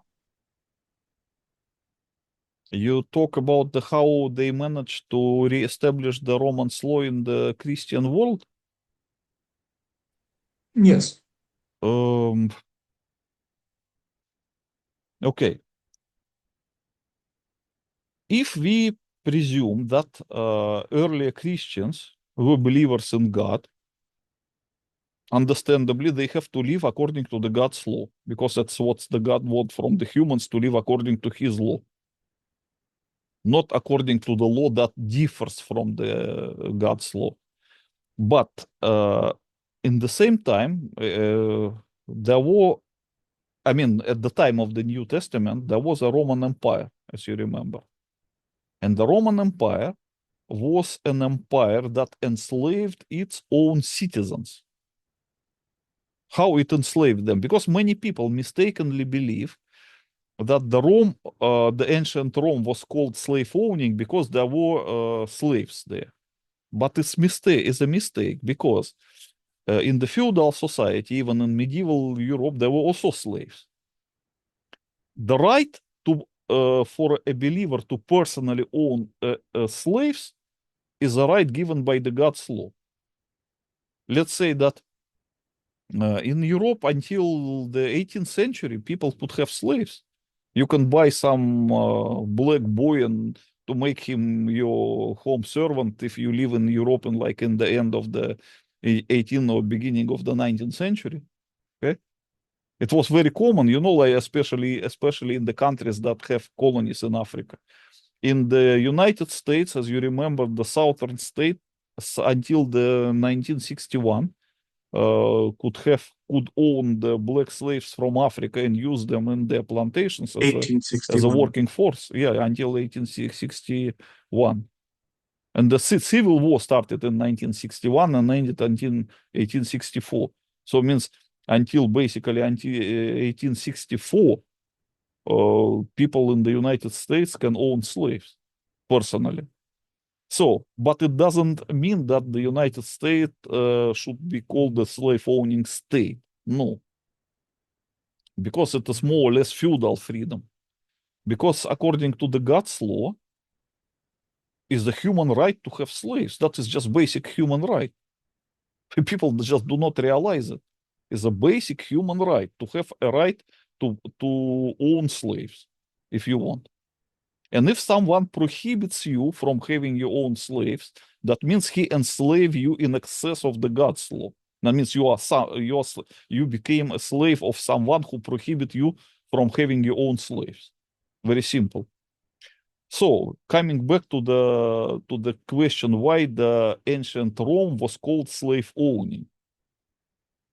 Definitely not because the Roman citizens had the right to have their own slaves. Definitely not. Because in the feudal society, people also have right to have their own slaves, but it doesn't give right to call their society slave owning. No. Let's say that in Saudi Arabia, slavery was prohibited very late in 1953. The last slave selling market in Saudi Arabia was shut down in 1953. It doesn't mean that before 1953, Saudi Arabia was a slave-owning state. No, because that was just a human right. Saudi citizens had the right to own slaves. It's just between people, the Yeah, slavery is allowed. yes. So the Roman law was used to call the slave owning because of the same reason as the slave owning Egypt, because the state of Rome imposed on their own citizens a law that was different than the common law. I mean, it had more restrictions compared to the common law. So the Roman state itself enslaved its own citizens, not to the extent of already prohibiting them of having their own slaves, but it could have been a later state. If the Roman state were not destroyed at some point, slowly by developing the suppressive law system, they will definitely at one point come to the point of prohibiting their own citizens of having their own slaves. Or Definitely. from driving their Yeah. carriage without a license plate. It's But just the same development. yes, so they were just destroyed before that, but they were already in the process because the Roman law was more, how to say, more restrictive compared to the common law, to the God's law. That's why the Rome was called slave-owning state. And that's why in the New Testament, the Roman system is uh, opposed to the Christianity. Because the Christianity called for the complete freedom, for the free community, free society that lives according to the God's law only. But the Roman system was more restrictive, and that's why it was opposing the Christianity. A part of that, they were also pagans and that were believers in God, but even not counting that point, just to compare the law systems. So that is why the Rome was called a slave owning. And of course, after Rome was destroyed by the so-called barbarians, who By were us, Aryan Christians, by the way, uh, Europe was more or less made Christian. So the feudalism started from that point. So for many centuries, I believe maybe for at least 6 centuries or more, or more than 8 centuries, Europe had no law other than the law of Moses, which was perceived as a common law. And around 11 to 12th centuries in Europe started the process of what they call it reception of Roman law. Why it happens, nobody knows, but it looks like some secret forces, maybe Freemasons working together with some surviving Roman jurists, some families tracing back to the ancient Rome, working hard. Firstly, they started to teach Roman law in universities in medieval Europe. Then it became common, and then simultaneously with the so-called Renaissance. And many people know that there was a period that was called Renaissance, but they didn't realize Renaissance of what. In fact, it was the Renaissance The of rebirth. the ancient paganism from Greece and Rome. And it came together with the reception of the Roman law, which is the law of the slave-owning pagan Romes, which was slowly but surely enforced on all Christians. And as a result, they stopped using the law of Moses and started to use the Roman law instead, which makes them slaves. And firstly, it was in certain European countries, after in more European countries. After that, it became common for whole Europe and for the colonies of European countries around the world.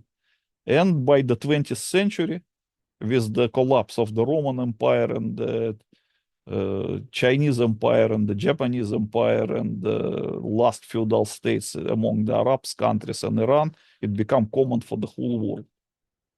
So even after the Second World War, after the First World War, when a lot of new states were created, like Czechoslovakia, for example, or Yugoslavia and other, without even hesitating, they accepted the Roman law as the only law of their state. And that is how they begin to live according to the God's law, or according to the Roman law instead of the God's law. What is the role of the Catholic Church in this? Because they have always preached in Latin. They have their legal language in Latin, their church law. And I'm guessing that this is a very strong unifying factor of those supposedly Christian countries. You have to understand the history of the Catholic Church, because many people didn't realize what is that. You see, the real history of the Catholic Church is that, okay, let's say if you open a New Testament or the Old and New Testament together and you read it carefully, you will never see any commandment to establish a church which is based on the structure of like a so-called Catholic Church or the so-called Orthodox Church. No, you will never see that you must have a patriarch or the Roman Pope or the metropolitan or anything like this. The only Or an altar. the only thing the New Testament suggests to have is the seer, the The how they call bishop, that, the bishop, the episcopal. episcopus. Yes. So this is the rank not of the clergy. That is the rank of the civil observer who observe of the law of the, how to say. It's very similar, to what? To sheriff. Is the one who is in charge of overseeing that the people in this community observes the law. It's nothing to do with the for example, like priesthood or anything like that. Okay. But instead, as you can see, the Roman church was created in the form it is. So it has like a hierarchy. It has the Roman Pope. It has some kind of clergy under him, different levels. And all of them are considered to be priests for some not so clear reason, which is not commanded in the New Testament.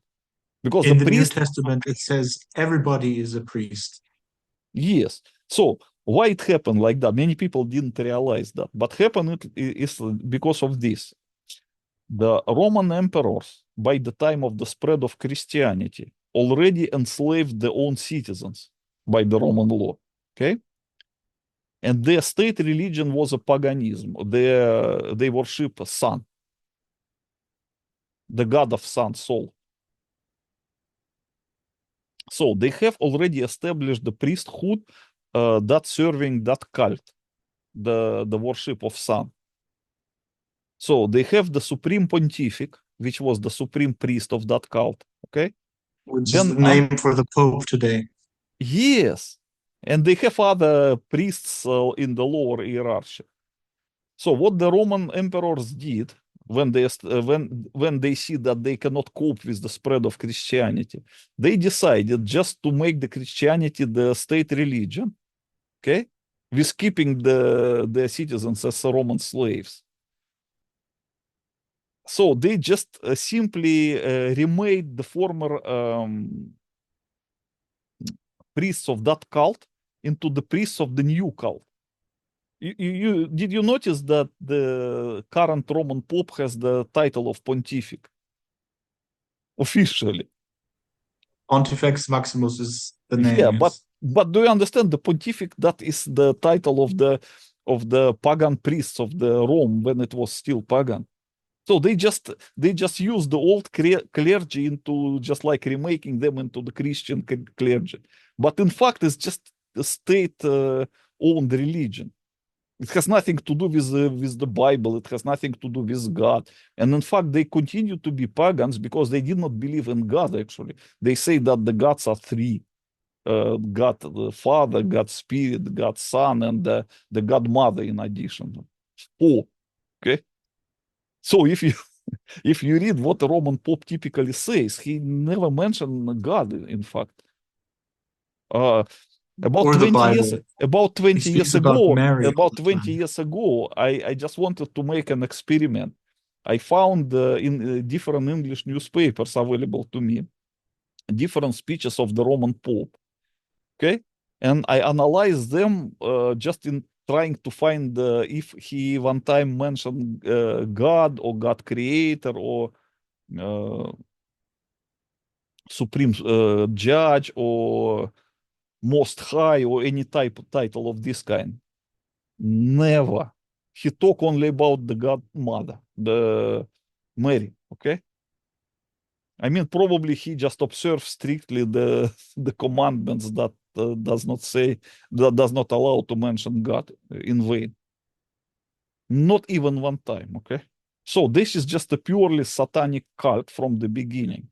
And as you remember that there was enmity between the first Christians who followed the teaching of Ari, like gods, which were considered barbarians, and the state religion of Rome, which was originally Catholics, and then it spread into two with the spread of the Roman Empire into the Eastern and Western, of which the Russian claimed to be inheritance of the so-called Orthodoxy. But in fact, it is all state-owned religion, which was a remake from the pagan religion of Rome. It has nothing to do with the God's law from the beginning.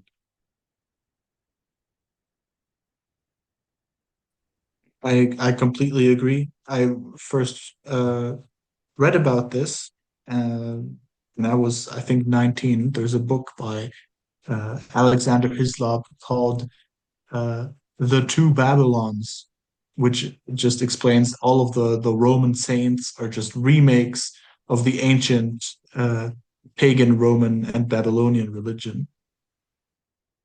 Have you read that? Have you seen that? No.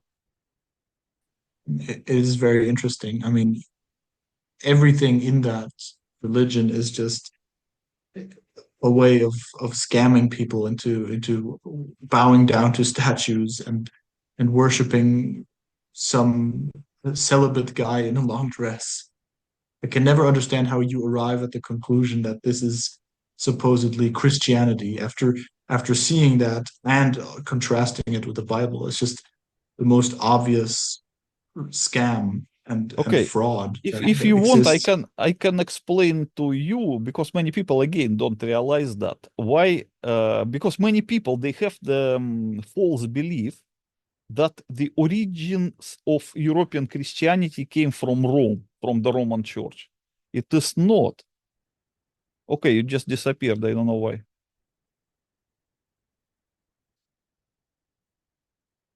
Yuri disappeared from our Yeah, I'll try conversation. to get him back. I don't know where he went.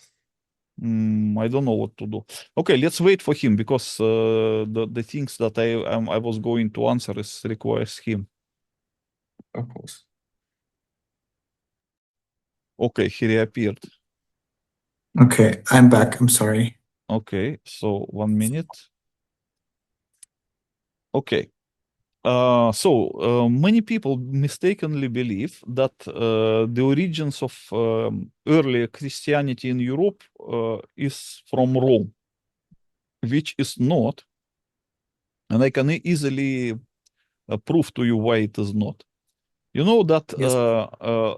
the church, you know that the tribe of gods was Aryans. Mhm. That is common knowledge. And they were bitter enemies of Rome because they were considered the most dangerous barbarians, despite they were Christians, in fact. Okay. That's why the old barbarian architecture in Europe is called Gothic, actually, as opposed to the ancient Roman architecture. Okay, so you know that the church itself in Roman language is called Iglesia. Ecclesia, yes. You know that, yes? It's a Greek word. It means called out ones. Yes, it's Greek originally, but I mean it's common for Latin language to be called church as a Iglesia. Okay, so but do you know that the name of the church in Germanic languages, including English, is called by the Gothic word until today, not by the Latin word, Yeah. because in the Gothic language there was word церква. That means it's also come from Greek but different way. So, but in among the gods that was called church. So that Gothic word was later transformed in different languages into different sounding. Like in Russia, it transformed to церковь. In Gothic, it was церква, but in Russia, it's церковь. In German, it became Kirche. In English, it became church. But it all come from the same root, okay? And that root was not the Rome, because if it came from Rome, it would be called by some word like iglesia, similar to Spanish. Okay, but it is not. So, because in reality, the Christianity in medieval Europe had different origin. Originally, it was Aryan way, Aryan creed. And only later, the Romans, with the help of with that common law, managed to re-establish the control over Europe by forcing the so-called Christians to be Roman slaves and to start to profess that the gods are three or even four, including the god's mother. That's how it But in works. reality, there's only one God. Can you hear me? Can you repeat that because it was not? In reality, of course, there's only one God, and that's why the Christians were killed in the early Roman Empire, Of because they course, said there's no God except the one true creator, and the emperor is not God, and they did not bow down to him, and they were of killed course, for 400 years because of this. of course. But what I try to say that the reception of the common law in the medieval Europe is also coincident with the denouncement of the Aryan Creed and embracing the so-called Catholicism from Rome that was originated from the pagan Rome. But many people did not realize that. Yeah, it's definitely not talked about enough. And I can imagine that the supposed Dark Ages, which started in the fifth century, right after the collapse of Rome, is a convenient excuse to get rid of all of the evidence. Yes. That is convenient reason to get rid of the evidence first, and second, it is a convenient reason to scare the people who might think that we should live according to the God's law, because they say, you want to live like in Dark Ages or what? Those barbarians. That is the same way the North Korea used until today by the Freemasons to scare people away from communist ideology. Yes. And they always operate after this principle: divide and conquer, and make Yes. people enemies to each other, and you will have to fight neither of them. They will fight each other. It's how the British ruled Europe for almost 250 years. Yeah. And with this, I don't know how to put it, with this Roman Catholic law becoming dominant in Europe until about the 16th century, what do you think is the role of the Protestant Reformation in European history? What do you think started it? Because the big thing I learned about the Protestant Reformation is that it made the Bible accessible to everybody in his native language, which is, of course, a death blow to the idea of having priests and a pope and everything like that. Yes, of course. I believe that earlier Protestants were quite dangerous. I think they were just very similar to Islamic fundamentalists in Iran of 1979. And I think they were heavily penetrated by Freemasons and by the Jesuits. And Yes, slowly, they were Reformation. converted into something even worse slaves than the Romans themselves because Please of their tell danger. me about the history of the Reformation and the Counter-Reformation, specifically the Freemasons and the Jesuits, because officially they are supposed to be bitter enemies. And the Pope even wrote about the dangers of the Freemasons and using the Jesuits to suppress them. What is really going on? I don't know, because I was not a witness of that. You know, it was a long time ago, and I was not there, and I can only use the available books, which were, of course, censored by the modern authorities, which is, you should not believe them, I think. So I think they are just cheating you. As usual. But you are a witness of finding something in the internet, someone who came into contact with an ancient family from ancient Rome, which is still active today. Please tell the audience and me about that. You talk about my recent video in Russian language. About Mr. Ulpian. Okay. So, I rarely do video in English now because I was very busy with my Russian project. But the videos in Russian I do quite often, and I have a very active Telegram channel in Russian with the chat also attached to that channel. And maybe like 3 weeks ago or something like that, somebody published in my Telegram an interesting video that was already a translation from English to Russian, like a voice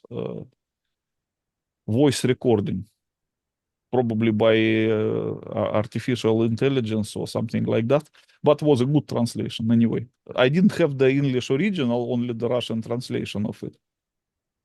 Oh, okay. And based on it, I decided to make a video with my comments. So I recorded my comments first in Russian, followed by that Russian translation of that English article. And it was quite successful. I think more than 120,000 people watched it already in Russian. And there was a big discussion of it. I published it in my Russian YouTube channel and the Telegram, Bastyon channel and Telegram also. And the main point was that some British researchers tried to find the origins of why actually the Roman law was enforced instead of the God's, no, not because they don't talk about the God's law, they talk only about the Romans law, why it was enforced all over the Christian countries at all. So they just try to search through some available ancient documents, some papyruses and some other kind of things like that, and they established that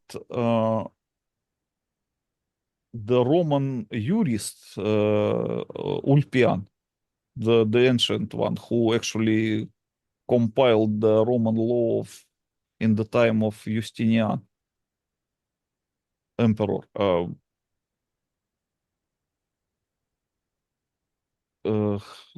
most likely has continuation of their family into the modern day, because they found that when the Roman law was allegedly found in some like 11th century or so, in supposedly accidentally discovered somewhere in Europe, and it started to be taught in the medieval universities, and then slowly introduced into the common life, and then made into the law. The teachers of this law were also with the surname of Ulpiani, which is very similar to that Ulpian who was originally compiling that Roman law. And even up until the 20th century, they traces that there are people with the same surname, Ulpian. Especially they mention Mark Ulpian, who is alive until today and who stands behind certain organizations responsible for Data protection laws. for let's say enforcing the Roman law and nothing else into the modern onto the modern states and so on. So it's quite interesting conspiracy theory. Actually, it looks like conspiracy theory, but I see a logic and common sense in it. So it's probably not even a theory. It's probably conspiracy practice rather than a theory.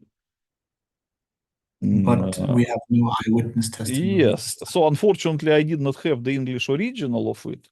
Maybe one day I will find it also. But the Russian translation, yes.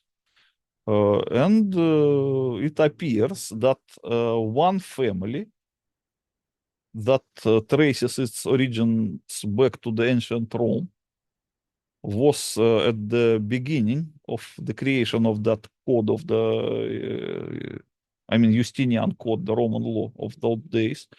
And it was responsible in the 11th and 12th century into allegedly finding and reintroducing this law and enforcing it to be accepted instead of the common law. And it is still active today behind the curtain. So basically it is like that. But the whole explanation is like 1 hour and 12 minutes. It's very interesting. What was the thing that surprised you the most? Because I'm guessing you, as a very cynical person, are rarely What surprised. surprised me that one family could survive from the ancient Rome time until today, and that family is exactly this family is behind the introduction of the Roman law instead of the God's law. That surprised me. Why do you think they do that? What's Mhm. their issue? I think maybe that is the satanic tool, probably. Maybe Do they you think have they're a personal agreement with Satan. Yeah, it's very possible. But what do you think they stand to gain? Huh?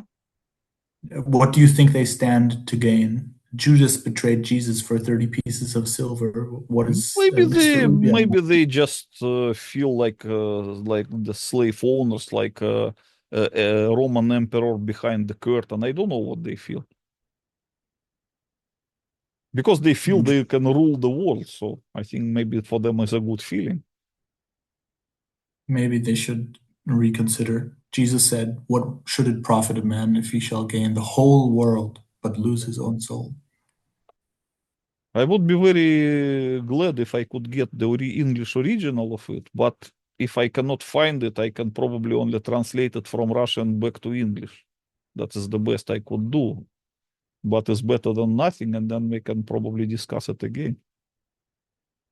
Do you think that they're scared about this stuff coming out because they threatened the original author I of don't the think so, Revelation? because the modern so-called humanity became so slavish that they no longer consider any Europeans or Americans as a kind of potentially rebellious slaves.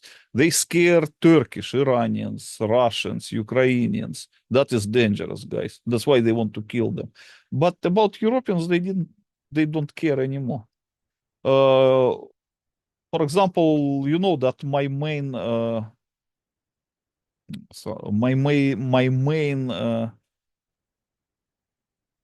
research was not about the religion. It was about the nuclear demolition of the Twin Towers, which actually made me famous in the internet in 2009, I think, because I was the one who explained how they managed to use aluminum plane to penetrate the steel towers, and how they managed to transform steel of it into the powder, and why the place is called Ground Zero. It was And me the who did that. So incident. means this is actually dangerous information. You know that it should have caused rebellion in the United States, but it didn't. Nothing. Okay, so if this dangerous information, which deals with the recent crime, which basically affect the whole world, did not make anyone to rebel, why they should care about the common law, which is considered by every slave as something normal, Something and neutral. about the whole history of its reception? I think they don't care. Okay. But if the information you talked about almost 20 years ago and this is not enough to make people at least question their reality, then nothing Yeah, will. I think You can they don't care really. At least not about Europeans. About Iranians, about Turkish maybe, but not about Europeans. well, as a German, I'm of course slightly insulted that they would Yeah, I didn't underestimate want us. to insult you personally. I just No, it's you are correct. You're correct. I just thought that they would be more careful, seeing that Germans destroyed the Roman Empire. We did the Protestant Reformation, and we had Mr. Adolf Hitler nearly take on the whole world. So maybe they should be more careful, because who knows? From what I can tell, the German people are complete slaves. I mean, they are like born for servitude, and they love their laws, and they will lick the boot that is on their own neck. But it doesn't have to be like that forever. Of You course, it know, if should you not be. But in fact, I remember that in the 70s, there were rebellious Germans. I remember the Red Army there. So I yes, don't know in what. Eastern Germany, there's a lot of people that are very critical of government and who will rather yeah see the whole country burn rather than have a few more taxes. But of course, you can't convince those people that they came from anything but monkeys, because they grew up as atheists. Even in Western Germany, people used to believe in God, but the German Democratic Republic was just a classic atheist fascist state that told people it came from monkeys, because it was created in the 60s, Yes. uh, long after Stalin died. You know, actually, what surprises me when it comes to particularly Germans is that as a result of the undeclared war of between Russia and Ukraine, Germany was the biggest loser of it. And how they can accept that, I cannot even just imagine that. Because you see, the Germany actually had very good prospects, because they used to receive gas from Russia and the oil for very reasonable price. Okay, which allows their industry to be competitive. Okay? If Germany and Russia and China united into the common economic space, and probably France also, they could be very successful because Russia has a lot of mineral resources. China has a lot of workforce. Okay, Germany has a lot of technology, and France also. And together they can be very successful. And you know who destroyed them? British. America. No, And the, British. American, they are very happy with their life also. British, not the Americans. Because the Britain always want to control Europe, and they don't want to Europe to be, how to say, grow up bigger than them. So that's why the British heavily invested in the so-called belt of Russophobia, which will separate Russia and Germany, which is primarily Poland, and the countries. former Czechoslovakia, Romania, and possibly Bulgaria. And because it's not thick enough, they wanted to add the Belarusia and Ukraine, okay, to make it thicker. So with Belarusia, so far it didn't work, but they tried, okay? But with Ukraine, it worked,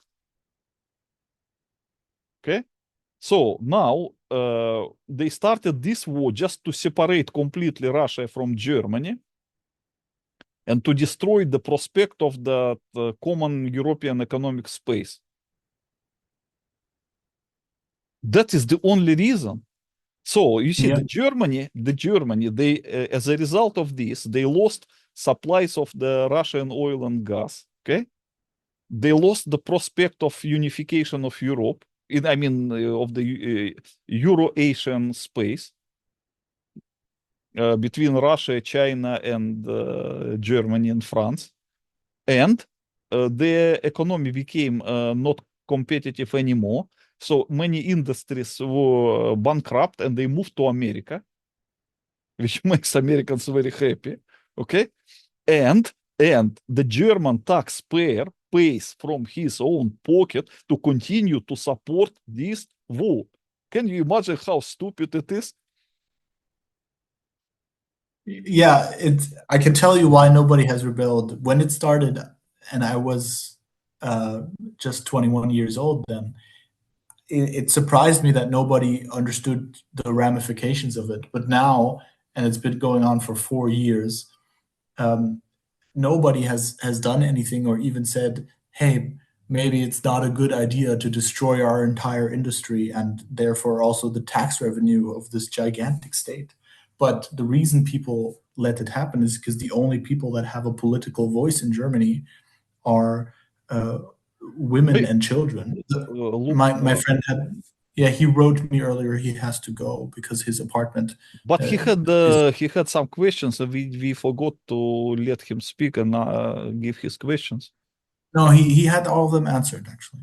He had He, all the answer. Okay. yeah. And he has a pipe burst in his apartment, and his landlord told him he has to come back because of the flooding. But the reason there is no outcry in Germany is because the men are all busy working the whole day, and nobody speaks for them. They don't have time to organize or bring issues forth.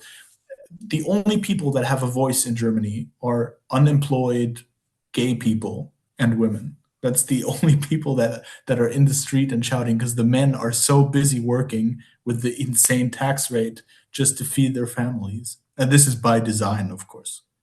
This is Yeah. this is by design.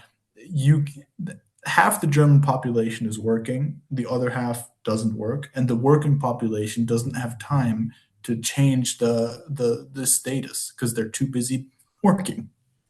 That's the reality. And But at least they have their little bit free time, so they can educate themselves by maybe watching some politologist or people who explains the things, because it is so obvious that the British destroyed Germany in this way. But how come that they don't understand this?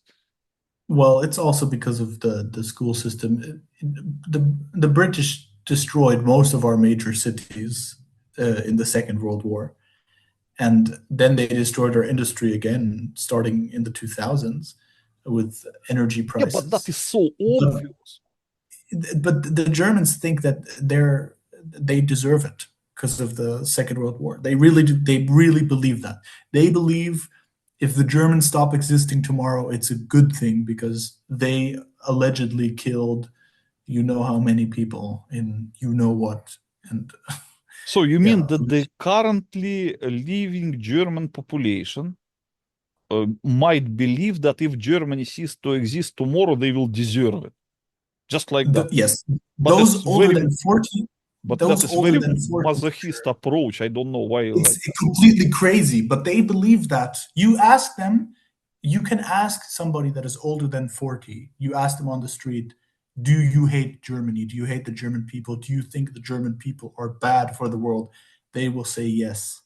I'm not joking. So They why then are, they just don't shoot themselves right away? because they are pussies and they don't have any balls. If they had any balls, they would do it. But yeah, they are hypocrites as well. They think, Yeah. oh, but I'm so much better because I know this, and the Germans are so evil. But of course, I don't feel like a German. You know how the typical person on the street speaks, but So it then, doesn't. talking about this, how many people are still supporting Hitler's ideology in Germany? I mean, how big percentage? Nobody older than 40 or older than 35 supports Hitler. But from the young people, from my generation, an increasingly large amount of people will say, um, maybe things weren't so bad under Hitler. Women still used to have children and knew their place. We had no homosexual parades. We had a working economy. We had no inflation. The young people, they understand this. So that means Germany might have chance to revive with the younger generation. That Of is not course, bad. the other problem is there's less young Germans than ever before. If you go into a school classroom, it's 75% Africans and Middle Eastern people who, of course, are more religious than the classical Germans. That's why they have more children. But the German young people are almost dying out. And of course, it's not enough to say, oh, yeah, Hitler was good or was not as bad as portrayed in the media. That's not enough. You have to understand why Hitler did the things he did. He didn't do it because he was Hitler. He did it because he saw in the 20s Germany was going to die just because of the birth rates and the French occupying the Rhineland and taking huge parts of the country and giving it to the newly formed Polish state.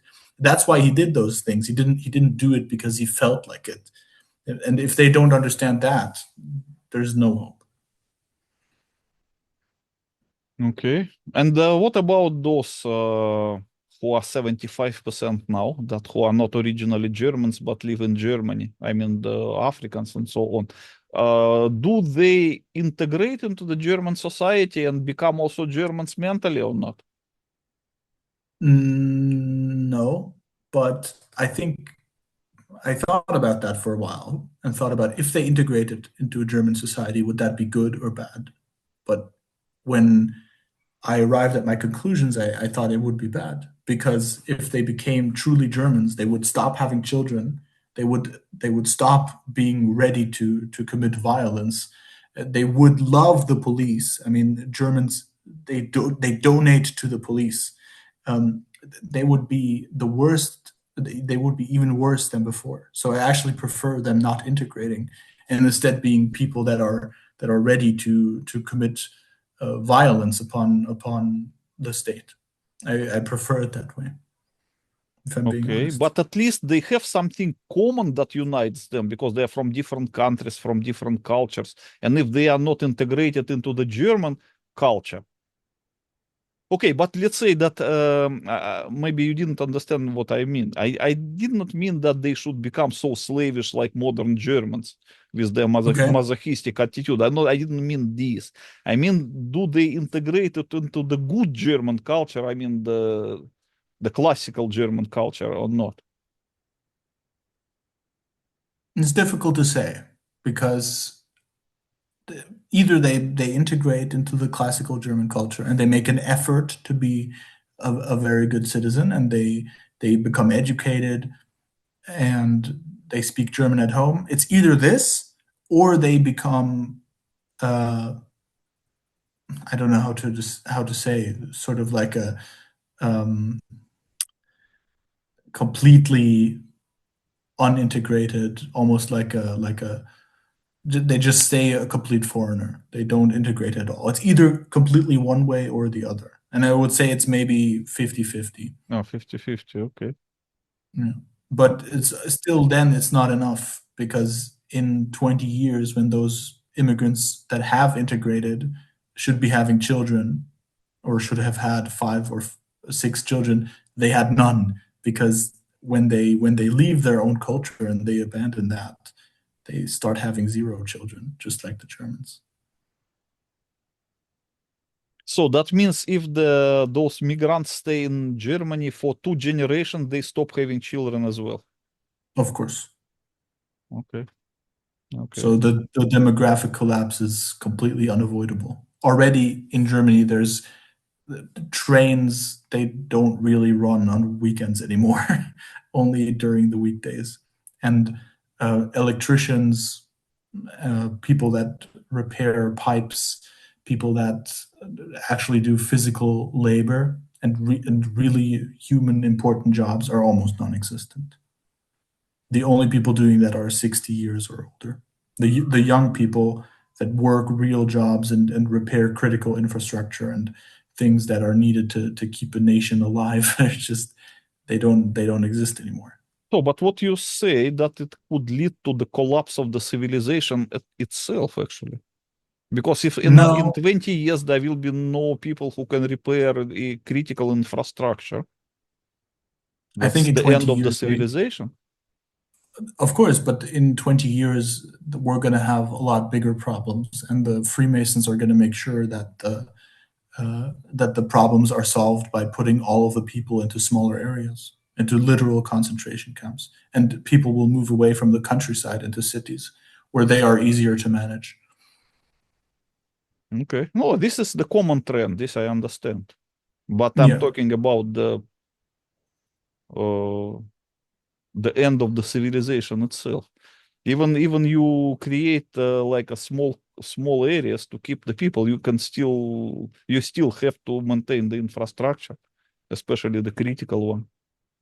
No, I can't tell you if they will be able to maintain it, but from what I can see, um, I mean, there's just not enough people to do it now. So I don't see it how it will be possible in 20 years. Okay, that is very sad news actually, but is not surprising because it is mathematically, how to say, we can calculate it.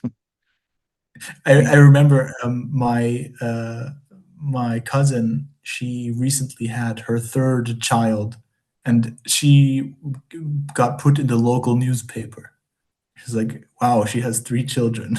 So that was enough to put her in the Yes, newspaper. yes. Wow. Now, my sister, I have a younger sister. Um, she says she's too afraid to have children. Of course, I think it's just an excuse. But all of the young women are talking like this. All of them. They all So say, the I'm, young, because you say that the young generation is more is different, is better than the older generation, what I yeah, but understand. the But women that are is only about the male part or the female part also. yes. No, the females are insane. The, Females are not. the females the females are um, just I don't know how to explain it to you, but uh, the females here are just crazy. They will start cutting off the balls of the men. I'm not Oh, even joking. you mean they are very aggressive feminists or? They are so aggressive. They are it's like in a movie that's from like it's like from a propaganda poster from the 50s, like this is what's going to happen if you let women vote. They are just nuts. They are literally nuts. They will have full body tattoos, they will have horns in their head, they will have like a whip in their hand and walk on a street parade. It's completely insane. I don't know how to describe it. And of course, they're not all of them like that, but a huge percentage. There's no normal women anymore. And for me personally, I will not have children with any of these women. Yeah, None but of you them can believe still in have God. a chance to bring wife from maybe some like Vietnam or Thailand, or that is still possible, Philippines. I think for as long as I'm in here, like in an occupied country, it's like Moses. He didn't have children when he was in the desert either. It's not. Yeah, that is It's not. correct. Actually, the free people should not have children when they are in the enslaved condition. That is right. Okay. Because Anyway, any child that gets born here, you have to give them a tax number the second he is born, you have to give them ID, all of these things. I'm not going to do that. I'm going to wait for the state either to collapse or to move out. But I think the young men have a chance to turn it around because if we're being realistic, if the women weren't this way, then there would be no felt need to change everything. The young women being so crazy is what shows the young men something needs to be done because they see this and they know in their heart this is just nuts. This is not normal for them to be acting this way. That's one thing. And then second of all, the birth rates, they're only going to come back up if the women stop having a choice. And the women acting this crazy shows the young men that they don't deserve a choice. The women should not have one because if they have one, this is how they act, and they all know this. Even the 10-year-old kids, they make jokes about it all the time, and they annoy their teachers with it. So there's some hope for the future that they can turn it around, but it's a very slim chance. okay. So I hope our video will maybe bring some people back to their senses. I hope, because we I hope so discussed too. quite interesting things, and this I think so. might cause someone to change his mind or start thinking at least. How big percent of German people can understand English? All of the young people, and that's the only ones I want to talk to anyway. Everyone under 30 has very good English. Okay, so And that so means our this video that we record now could be also seen by Germans. of course, I will send Okay, it to my whole family and friends. So okay then. So, do you have any other question to discuss today, or for today is enough? for Because today, I think is enough. I have let taken me enough see of how your long time. our video is 2 Almost hour and 2 years. 52 minutes. That is almost 3 hours. Okay, That is a new so record. okay, so then if anyone who will watch this video, I will publish it on my YouTube channel and also in my Telegram channel. Yeah, I mean English YouTube and English Telegram, because apart of that, I also have Russian channels. If anyone has questions or suggestions of which way we should continue this discussion, please write it down in comments, your suggestions or your questions, and we will try to address it in our next conversation. Please support this video by making comments, because as many comments you make, uh, it will increase the rating of this video and YouTube will probably promote it. Please give it like or dislike, because either are important to show the activity under this video. And don't forget to subscribe to my channels. All links you will see at the ending frame of this video. So, and if any one of you haven't watched yet my videos about the nuclear demolition of the World Trade Center, make sure to watch it. I will leave all links in the description under this video and in the first attached comment under it, pinned comment. So, Yuri, thank you so much for organizing this discussion. I'm very sorry that our third participant, your friend, didn't have chance to participate. I just feel It's a okay. bit, maybe we offended him that we didn't No, speak first. no, he says it's not a problem. He just has to go, and it's very unexpected. But he will watch the recording. Is very thankful for your time, and he also wrote me a few minutes ago on my phone. He said, "Thank you so much for your time. He has learned a lot, and he is excited to learn more from you. But I will tell you, he doesn't know about the nuclear demolition of the World Trade Center. He hasn't gotten around to learning about that. Okay, so he will then have chance to learn about it. Okay, Yes. so then, do you have anything to say at the before? Thank you for your time. I really appreciate it. And to anyone watching, especially to people who haven't gotten right with God yet, I think it's important to emphasize that it doesn't matter how many corporations or legal entities you place between yourself and God. One day you will stand in judgment, and next to you, there's not going to be any ideas or any pieces of paper you have written down, but there's going to be you, your relatives, your friends, every single one of you as individuals. And that day is going to come. You can't stop it. And the reason these things are happening in the world, people being killed and ideologies being wiped out that preach this to you, the reason that is happening is because the devil himself knows that he's going to go to hell. And the Bible says the devil knows he has only a little short time, and he's going to take as many souls with him as he wants to. You know this in personal relationships. When somebody is doing very poorly, when he knows he's screwed, he will try to pull everyone down with him. And that's exactly what the devil is doing. But a human being always has a choice. And Adam ate of the tree of the knowledge of good and evil. And it was a sin. But humans, they can tell what's right and wrong. And so can you. No matter if your name is Yuri or Mark Ulpian, you always have a choice. You can always turn around. Okay. So I think your conclusion was so impressive that I don't want even to add anything to it. So it's perfect. Okay. May God bless you. Thank you very much. And see you next time. See you next time. I wish you a wonderful weekend.